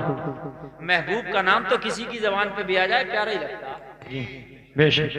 हजरत जुलेखा के सामने अगर कोई हजरत यूसुफ का जिक्र कर देता तो हजरत जुलेखा उसे इतना माल देती कि उसकी झोली भर देती। बेशक सुभान अल्लाह। आप अगर किसी से मोहब्बत करते हो और उसका कोई तारीफ करने लगे, आपको अच्छा लगेगा जी, लगेगा कि नहीं लगेगा? बस फरिश्ता आके सोचने लगा, मैं अल्लाह का जिक्र करूं इब्राहिम को कैसा लगेगा। ऑपरेटर साहब जरा इसका इको बढ़ाएं 1 मिनट के लिए, देखो जगाओ, थोड़ा इको बढ़ा दो, इको थोड़ा सा इको बढ़ाना। हेलो, हाँ गूंज बढ़ा दीजिए, बहुत अच्छा चल रहा है। फरिश्ता झूमा और झूम के अल्लाह का नाम लेने लगा अपने अंदाज में। फरिश्ता बड़े प्यार में बोला, अल्लाहु अकबर, अल्लाहु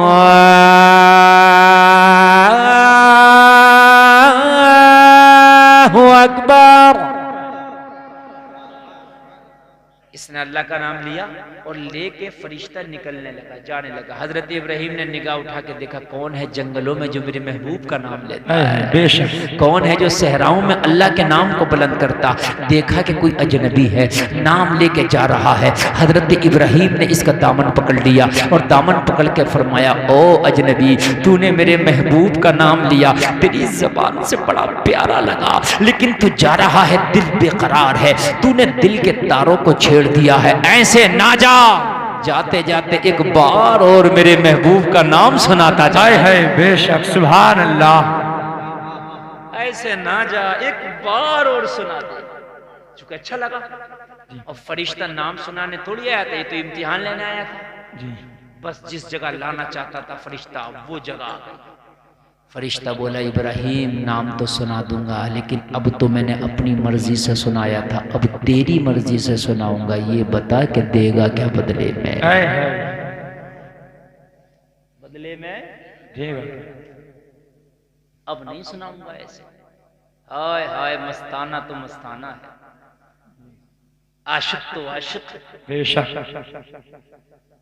उनकी निगाहें मस्त ने मस्ताना कर दिया, ऐसी पिलाई हमको के दीवाना कर दिया। क्या पूछते हो, कुछ नहीं है मेरे पास, एक दिल ही था जो आका को नजराना कर दिया। बेशक, सुभान अल्लाह। क्या देगा इब्राहिम, बता। हजरत इब्राहिम बता, हजरत इब्राहिम से क्या देगा? हजरत इब्राहिम ने कहा, देने की बात करता, जंगल है मेरे पास, कुछ नहीं है, लेकिन ये बकरियों का रेबड़ है, एक बार मेरे महबूब का नाम सुना दे, आधी बकरियां तेरे नाम कर दूंगा। बेशक, सुभान अल्लाह। जोर से कह दो यार, सुभान अल्लाह, सुभान अल्लाह, मजा आ जाएगा। जरा तवज्जो करें, आधी बकरियां तेरे नाम कर दूंगा, मेरे महबूब का नाम सुना दे। इतना कहना था, फरिश्ता झूमा और फिर पुकारने लगा, अल्लाहु अकबर, अल्लाहु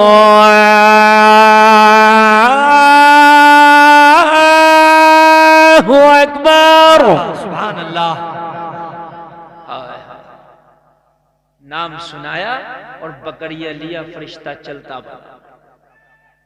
हजरत इब्राहिम कहते हैं, ओ जाने वाले, इस बार तो और भी मजा आया, अब कहां जाता है, एक बार और सुना दे। है बेशक, सुभान अल्लाह।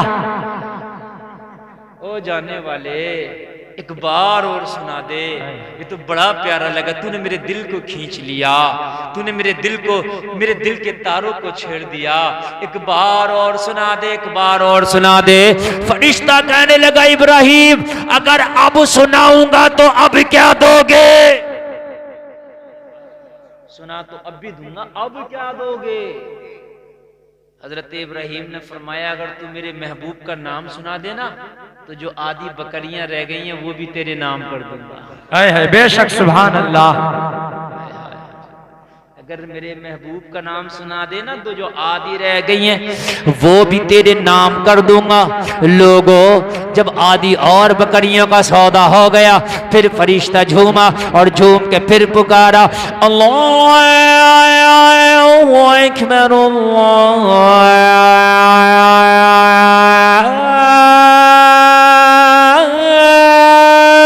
अकबर, सुभान अल्लाह। बेशक, बहुत खूब।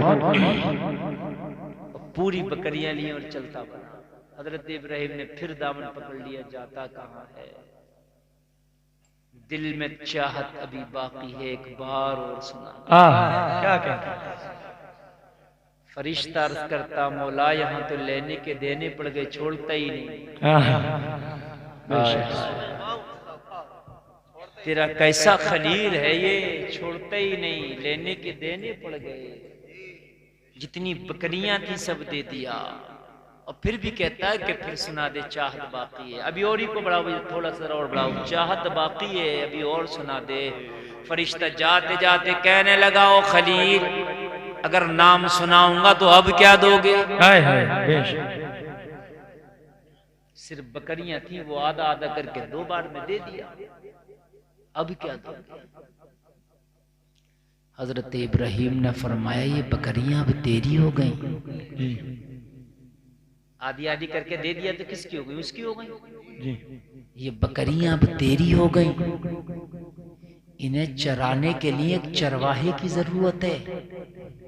तू मेरे महबूब का नाम सुना दे, मैं तेरा चरवाहा बन जाऊंगा। वाह। हाय, तू मुझे महबूब का नाम सुनाते रहा करना, मैं तेरी बकरियां चराता रहा करूंगा। बेशक, सुभान अल्लाह। वाह। हाय हाय हाय, मस्ती में फिर झूम के पुकारा, अल्लाहु अकबर,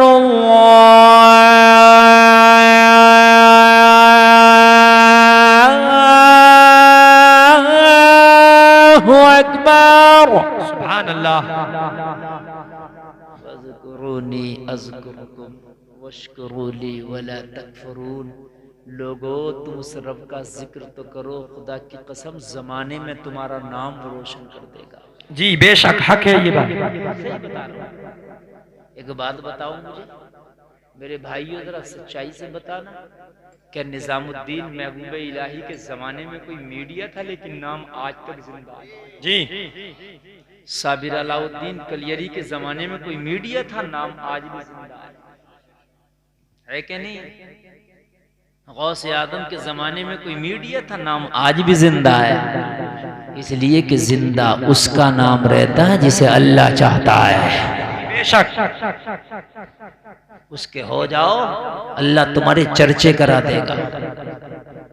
तुमने नहीं देखा लोगों, किसी भी लैंड में अगर उसका चाहने वाला हो, मैंने देखा बड़े बड़े अच्छों को देखा कि जब ताजुल शरिया का जनाजा निकला था तो ऐसा चर्चा हुआ, ऐसा चर्चा हुआ, हर एक की जबान पे था, हर एक की जबान पे था, नबी का गुलाम जा रहा है, नबी का आशिक जा रहा है, और ताजुल शरिया के जनाजे से ये आवाज आ रही थी, मेरे जनाजे पे रोने वालों, फरेब में हो बगौर देखो, मरा नहीं हूँ गमे नबी में, लिबास हस्ती बदल गया। नारे तकबीर, नारे तकबीर, नारे रिसालत, नारे रिसालत, नारे गौसियत, मसलके आला हजरत, नारे तकबीर। आदमी कहता है, मेरे भाइयों, आदमी कहता है कि मेरा चर्चा हो जाए। मेरे भाइयों, तुम अल्लाह के हो कर, अल्लाह तुम्हारे चर्चे कर देगा। हाँ, देखो अभी एक शख्स का इंतकाल हुआ, वो तो नेता नगरी से ताल्लुक रखता था, शफीकुर रहमान बर्क को आप देखते हैं, लेकिन अपने तो अपने गैर भी आंसू बहा रहे। हर आदमी ये कह रहा था, यार आदमी बड़ा लाजवाब, हर एक कह रहा था कि भाई सभा चली ना चली मगर नमाज खजाना हुई बंदे की। हर आदमी कह रहा, हाँ, वो चाहे इलेक्शन जीते या हारे मगर बंदे की नमाज खजाना हुई। सबने नेताओं को सजदे किए, मूर्तियों को सजदे किए। उसने कहा भाई पद रख या छोड़, लेकिन सजदा तो अल्लाह को होगा। बेशक। ये बात उसने भरी सदन में कह दिया था। हाँ मेरे भाई, आज सबके दिल पे चर्चे, यूं चर्चे नहीं है कि वो एमपी थे, एमपी तो और भी कितने होते मरते चले जाते हैं। चर्चे इसलिए कि एमपी रहा मगर दिल नबी का गुलाम रहा। बेशक। हाँ, ये बात हकीकत है। एमपी रहा मगर सर किसी के लिए ना झुका, अगर बरकत सर झुका तो अल्लाह के सजदे के लिए झुका। जमाना याद करेगा, नस्ल याद रखेंगे। एमपी तो और भी होते हैं, कितने होते हैं। तो मेरे भाइयों, उसके हो जाओ, अल्लाह सबके दिलों में तुम्हारे इज्जतों को पैदा कर देगा, ऐसी इज्जतों को पैदा कर देगा जलसे में आने वालों कि तुम मर भी जाओगे तुम्हारे चर्चे होते रहेंगे, तुम दुनिया से चले जाओगे तुम्हारा जिक्र होता रहेगा। ओ जलसे में आने वालों, तुम्हारा जलसा बहुत कामयाब है। मैंने कई बातें दी हैं, इन पर अमल करना। अल्लाह के जिक्र से अपनी जबान को तर कर लो, और सबसे बेहतर जिक्र अल्लाह का नमाज है। क्या है सबसे बेहतर जिक्र? पढ़ी जाएगी, हाथ उठा के कहो इंशाअल्लाह, जोर से बोलो इंशाअल्लाह। इंशाअल्लाह। आखिरी बात बता रहा हूँ, तकरीर खत्म की तरफ जा रही है मेरी। कितने टाइम शुरू हुई तकरीर, कुछ पता है? 11:40 पे, ठीक है 11:40 पे खत्म हुई थी, और तो 1 घंटा 20 मिनट तकरीर मेरी हो गई। 5 मिनट और 1 घंटा 25 मिनट सुन लो। लेकिन इस तकरीर में मेरा दिल बड़ा मुतमईन है। मैंने जो तलाक के हवाले से गुफ्तगू की है बड़ी कामयाब, मैं अब भी कहूँगा। हालांकि मजा तुम्हें इसमें ज्यादा आया जो बाद में की है, लेकिन तुम्हारे लिए काम की वो गुफ्तगू ज्यादा। ये बातें करने लगे ये तुम, इसका तो मुंह भी फाड़ डाला किसी ने। देखियो लड़ लिए, इसका मुंह फाड़ दिया किसी ने। ये कौम अल्लाह, मदरसे के बच्चों से भी बस मौलवी की हिम्मत है, इनसे पंगा ले ले, बाकी किसी की हिम्मत ना। सही बता रहा हूँ। बहुत से लोग शिकार ले कहा तुमने हमारे लोने को मारा क्यों? अरे मार के कब्जे में कर ले तो बड़ी बात, थोड़ी बात है। बगैर मारे मौलवी के सर पे बैठे हुए। सही बता रहा हूँ, मेरी बात गलत नहीं है, शिकायत मत किया करो। बहुत से लोग सीने पे चढ़ जाते हैं, मौलाना हमारे बच्चे को मारा क्यों? तुम्हारे 2 बच्चे तुमसे नहीं संभाल रहे होते, ये 50 को संभाल लिया होता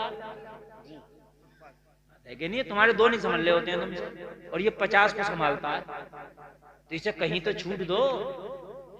हाँ, मारने मूरने पे मेरे भाई ज्यादा उस्तादों की दिल शक्ली ना किया करो। हमारे बच्चों को क्यों मारा, हमारे बच्चे को क्यों मारा? बहुत से लोग लड़ते हैं, गालियां तक देने लगते हैं। हाँ देखो, कुछ खोना पड़ता है। अगर उस्ताद मारता तो अपनी खुशी के लिए नहीं मारता, शौक के लिए नहीं मारता, उसको कुछ बनाने के लिए मारता है। लोहार कूट कूट के लोहे का कुछ बनाता है। हाँ। 10 आखिरी बात सुन लें, नमाज़ें पढ़ें, नमाज अल्लाह का जिक्र है। नमाज तो जिंदों की हो वो भी पढ़ो, मुर्दे की हो वो भी पढ़ो। हाँ, हम तो ना जिंदगी पढ़ रहे, ना जिंदा पढ़ रहे हैं और ना मुर्दे की पढ़ रहे हैं, क्या नहीं है? जिंदों की, ये 5 वक्त वाली जिंदों वाली है, ये भी नहीं पढ़ रहे हैं, और मुर्दों वाली में भी 2 टीमें हो जाती हैं। इधर जनाजा की नमाज हो रही है तो इधर खड़े हैं, आधे से ज्यादा इधर खड़े होते हैं। अभी तुम क्यों खड़े हो? टोपी ना। जवाब क्या देंगे? ये ना कहेगा याद ना, इंसर्ट हो रही है। क्या कहेगा? टोपी ना। तो तू 5000 की पैंट तो पहने हुए घूम रहा है, सुतनिया को 5 रुपए की टोपी नहीं रख सकता था? मेरी भाई बात गलत है मेरी? बताइए आप मुझे। 5000 की पैंट तो पहन के घूम रहा, 5 रुपए की टोपी रख लेता। ये तेरा लाइसेंस था, तेरा आधार कार्ड था। कहीं अगर एक्सीडेंट में मर जाता, कोई और ना होता, और तेरी जेब में भी अगर टोपी निकल आती तो समझ जाते जलाया नहीं जाएगा, दफनाया जाएगा। तेरा आधार कार्ड है ये। हाँ, तेरा आधार कार्ड है। अगर कह रहा है कि टोपी नहीं है, मेरे भाई टोपी का कोई बहाना नहीं है। आप नमाज़े जनाजा पढ़ो है, फिर तो तुम करने क्या आए जनाजे में? यार जब तुम नमाज़े जनाजे नहीं पढ़ ले तो जनाजे में आए क्या करना हो, ये बता। केरला में तुम काम कर रहे हो, केरला से घर आ गए क्यों? हमारे गांव में प्रधान का इलेक्शन है, अपने चच्चा को वोट दूंगा। चल ठीक है, आ गया और वोट डालने लगा। बात बताओ यार, वोट डालने नहीं गया क्यों? मिसाल गलत है? केरला में आ गया कि मैं चच्चा को वोट दूंगा और वोट डालने नहीं गया, तो यहाँ क्या करना आया था? चच्चा के अंडे खाए थे, कुछ ना करा। बात है कि नहीं? आ गए प्रधान, जमीनें बिकवा दी। हाँ भाई साहब, जिस दिन जब तक रिजल्ट नहीं आता हराता नहीं है, कहता तुम तो जीते हुए हो। यही बात है, सही बता रहा हूँ। हाँ, तुम तो जीते हो। और जब रिजल्ट आके खुल के हार जाए तो बड़ा मुंह बना के आवे, बड़ा ही मुंह बना के आता, कहता तुम तो प्रधान जी जीते हुए थे, ये तो पैसा देकर घपला कर दिया। यही बात है, सही बता रहा हूँ। हाँ सही बता रहा हूँ कि इसने पैसे देकर सेटिंग बना दी, घपले कर दिया। तुम तो जीते हुए थे। उस महल्ले वालों ने तो एक एक कसम खा खा के वोट दिया। अब बताओ मुझे। चूंकि अगर इसे ये कह दे कि तुम हार गए, अब चक्कर में ना पड़ियो, तो आगे कुछ सुकून से बैठ तो जाएगा, मगर बैठने फिर नहीं देता है। सही बात है ये मेरी, चाहे हंस लो इस बात में या चाहे इस बात को गांठ में बांध लो मेरे भाई। हाँ, ये गुमराह करता, गुमराह, अजीब मसला है मेरे भाइयों। नमाज़े जनाजा अगर नहीं पढ़ी तो तू गया क्या करने है? ये तो ऐसे ही हो गया ना जैसे कि तुमने इलेक्शन में वोट नहीं डाला है। जब तुम मैयत में गए थे अपने अजीज की, अपने दोस्त की, अपने आइज़ा अकरबा की, तो उसका नमाज़े जनाजा पढ़ते तब ना फायदा होता है? ऐसे तुम आ गए तो उसका क्या फायदा? भाई तुम कांदा दो, भाई तुम मिट्टी दो, भाई तुम जनाजा पढ़ो, तो उसको मरने वाले को भी फायदा और तुम्हें भी फायदा। नमाज़े जनाजा पढ़ने की आदत डालो। बस आखिरी बात बता के तकरीर खत्म करूं, वजू कर लो और वजू करके अगर नमाज़े जनाजा याद हो तब तो पढ़ो, याद ना हो तब भी पढ़ो। और मैं तरीका बता रहा हूं और याद करना शुरू कर दो। ऐसा नहीं है कि इसी से पूरी जिंदगी भर तुम जो है मतलब काम चलाता है, वो ठीक नहीं है मेरे भाई। आप खड़े हो जाओ, जो सुबहाना जो सना नमाज में पढ़ते हो वही नमाज़े जनाजा में पढ़ लो, ठीक है? और उसके बाद में जब दूसरी तकबीर हो तो दुरूद इब्राहिमी जो नमाज में पढ़ते हो वही दुरूद इब्राहिमी पढ़ लो। हालांकि 4 लफ्ज ज्यादा है, बदले हुए हैं बस, बाकी दुरूद भी वही है, लेकिन वो भी याद नहीं है, फिर भी यही वाली पढ़ लो। और मेरे भाई जब वो तकबीर तीसरी कहे तो अगर तुमको दुआ याद नहीं है जनाजे की तो कोई भी दुआए माशूरा अल्लाहुम्मा रब्बना नहीं पढ़ लो और तकबीर पीछे से अल्लाहु अकबर कहते रहो अपनी जबान से। और उसके बाद नमाज जनाजा याद कर लो, 3 दिन नहीं लगेंगे, नमाज जनाजा याद हो जाएगी। समझ रहे हैं आप? नमाज इससे पहले कि मेरे भाई हमारे मस्जिदों में ऐलान हो रहे हो कि फला ना रहा, क्या पता हमारा कब ऐलान हो रहा है, कुछ पता नहीं। और मौत मेरे भाई बहाने ढूंढती है, ये आपने सुना होगा, लेकिन अब तो मौतें ऐसी आ रही है कि कोई बहाना भी नहीं। आपने ये कहता सुना होगा, यार अभी तो मेरी फोन पर बात हुई थी, अभी तो मैंने टहलता देखा था, अभी तो यार मोटरसाइकिल खड़ी करके गए और अचानक मौत। ऐसी मौतें भी सुनने में आ रही है कि नहीं आ रही है? बहाने भी खत्म हो गए मेरे भाइयों। पहले थे तो बहाने, अब तो हार्ड आया बैठा का बैठा ही रह गया, हार्ड आया खड़ा है तो खड़े से गिर गया, हार्ड आया लेटा तो लेटा ही रह गया, हार्ड आया सोया तो सोता ही रह गया। मेरे भाई लोगों पता नहीं है क्या भरोसा इस जिंदगानी का, आदमी बबूला एक पानी का, आगाह अपनी मौत से कोई बशर नहीं, सामा है 100 बरस का पल की खबर नहीं। बड़ी बरको शरार है दुनिया, बड़ी बेअतबार है दुनिया, जिंदगी नाम रख दिया किसने, मौत का इंतजार है दुनिया। अब असल में बहुत लंबे हो गए, मेरी तकरीर 1.5 घंटा हो गई। तीजे और दसवें के जो खाने हैं वो ऐलान लगा के ना खाए जाएं, मैयत के खाने से बचें। और ख़ासकर जिस दिन इंतकाल होता उस दिन गम का माहौल होता, उस दिन तो ख़ासकर मैयत के यहाँ खाने का एहतमाम इंतज़ाम ना करें और खाने से बचें, इसलिए कि अभी जनाजा इसके घर से उठा है, अभी बहुत गम का माहौल था और उसी वक्त जो वहाँ खाना चल रहा होता मेरे भाई, इससे गुरेज करें। और फिर ये जो तीजे दसवें के मामले हैं, मेहमानों की हद तक ठीक है कि मेहमान आए हैं वो खा लें, वो भी गुरेज करें तो अच्छा है। हाँ, मरने वाले के नाम पे गरीबों को खाना खिला दो, मरने वाले के नाम पे। और बेहतर तरीका बताऊं, किसी गरीब के घर में महीने भर का राशन ही डलवा दो, एक टाइम का नहीं, राशन ही डलवा दो। 1 कट्टा चावल, 1 कट्टा आटा, एक तेल का टीन किसी गरीब के घर चुपके सी रात में भिजा दो अपने मरने वाले के नाम से। अल्लाह ताला तेरे मरने वाले को उसका अजर अता फरमाएगा, है कि नहीं? अमीर लोग आते हैं तुम्हारे तीजे दसवें में, सब खा रहे हैं, पूरे गांव की दावतें होती हैं बात जगह तो, और मेरे भाई खा रहे हैं, एकदम ऐसा लगता ही नहीं कि वलीमा हो रहा है या कोई मंडिया हो रहा या कोई किसी का जनाजा है, लगता ही नहीं मेरे भाई, फर्क होना चाहिए। और एक मसला और बयान कर दूं, इससे भी गुरेज करें। ये पता नहीं आपके यहाँ ये माहौल है कि नहीं है, इधर कब्रिस्तान में दफन हो रहा, उधर छुआरे बढ़ रहे होते हैं, कब्रिस्तान नहीं है। हमारे इलाके में छुआरे और खजूरें बढ़ती हैं। अब निकाह में भी छुआरा बट रहा है और मैयत में भी छुआरा बट रहा है, वहीं कब्रिस्तान में बट रहे होते हैं, कब्रिस्तान में। अरे फातहा करना है तो फातहा करने का तरीका ये थोड़ी है कि कब्रिस्तान में छुआरे बांटने लग जाओ। फातहा अपने घर में करो और करने के बाद में वो छुआरे उस वक्त कब्रिस्तान में बांटने का मौका नहीं है। अजीब सा लगता है यार, निकाह में भी छुआरा हो रहा है और मैयत में भी छुआरा बटा जा रहा है नाम ऊंचा करने के लिए। हाँ नहीं, आपके यहाँ नहीं होगा, लेकिन रामपुर कोई दूर नहीं है, पड़ोस के ही। मैं तो यहाँ रामपुर मुरादाबाद की बात बता रहा हूँ। मुरादाबाद तो तुम्हारा लगा हुआ ही है, अभी तो कट गया ये संभल। तो कुछ बड़ी खुराफातें हैं, इन चीज़ों से बाज आओ। सबसे बेहतर तरीका यह है कि कोई मरने वाला तुम्हारा मरा, इंतकाल किया, तो उसके नाम से मस्जिद को, मदरसे को कोई काम करा दो।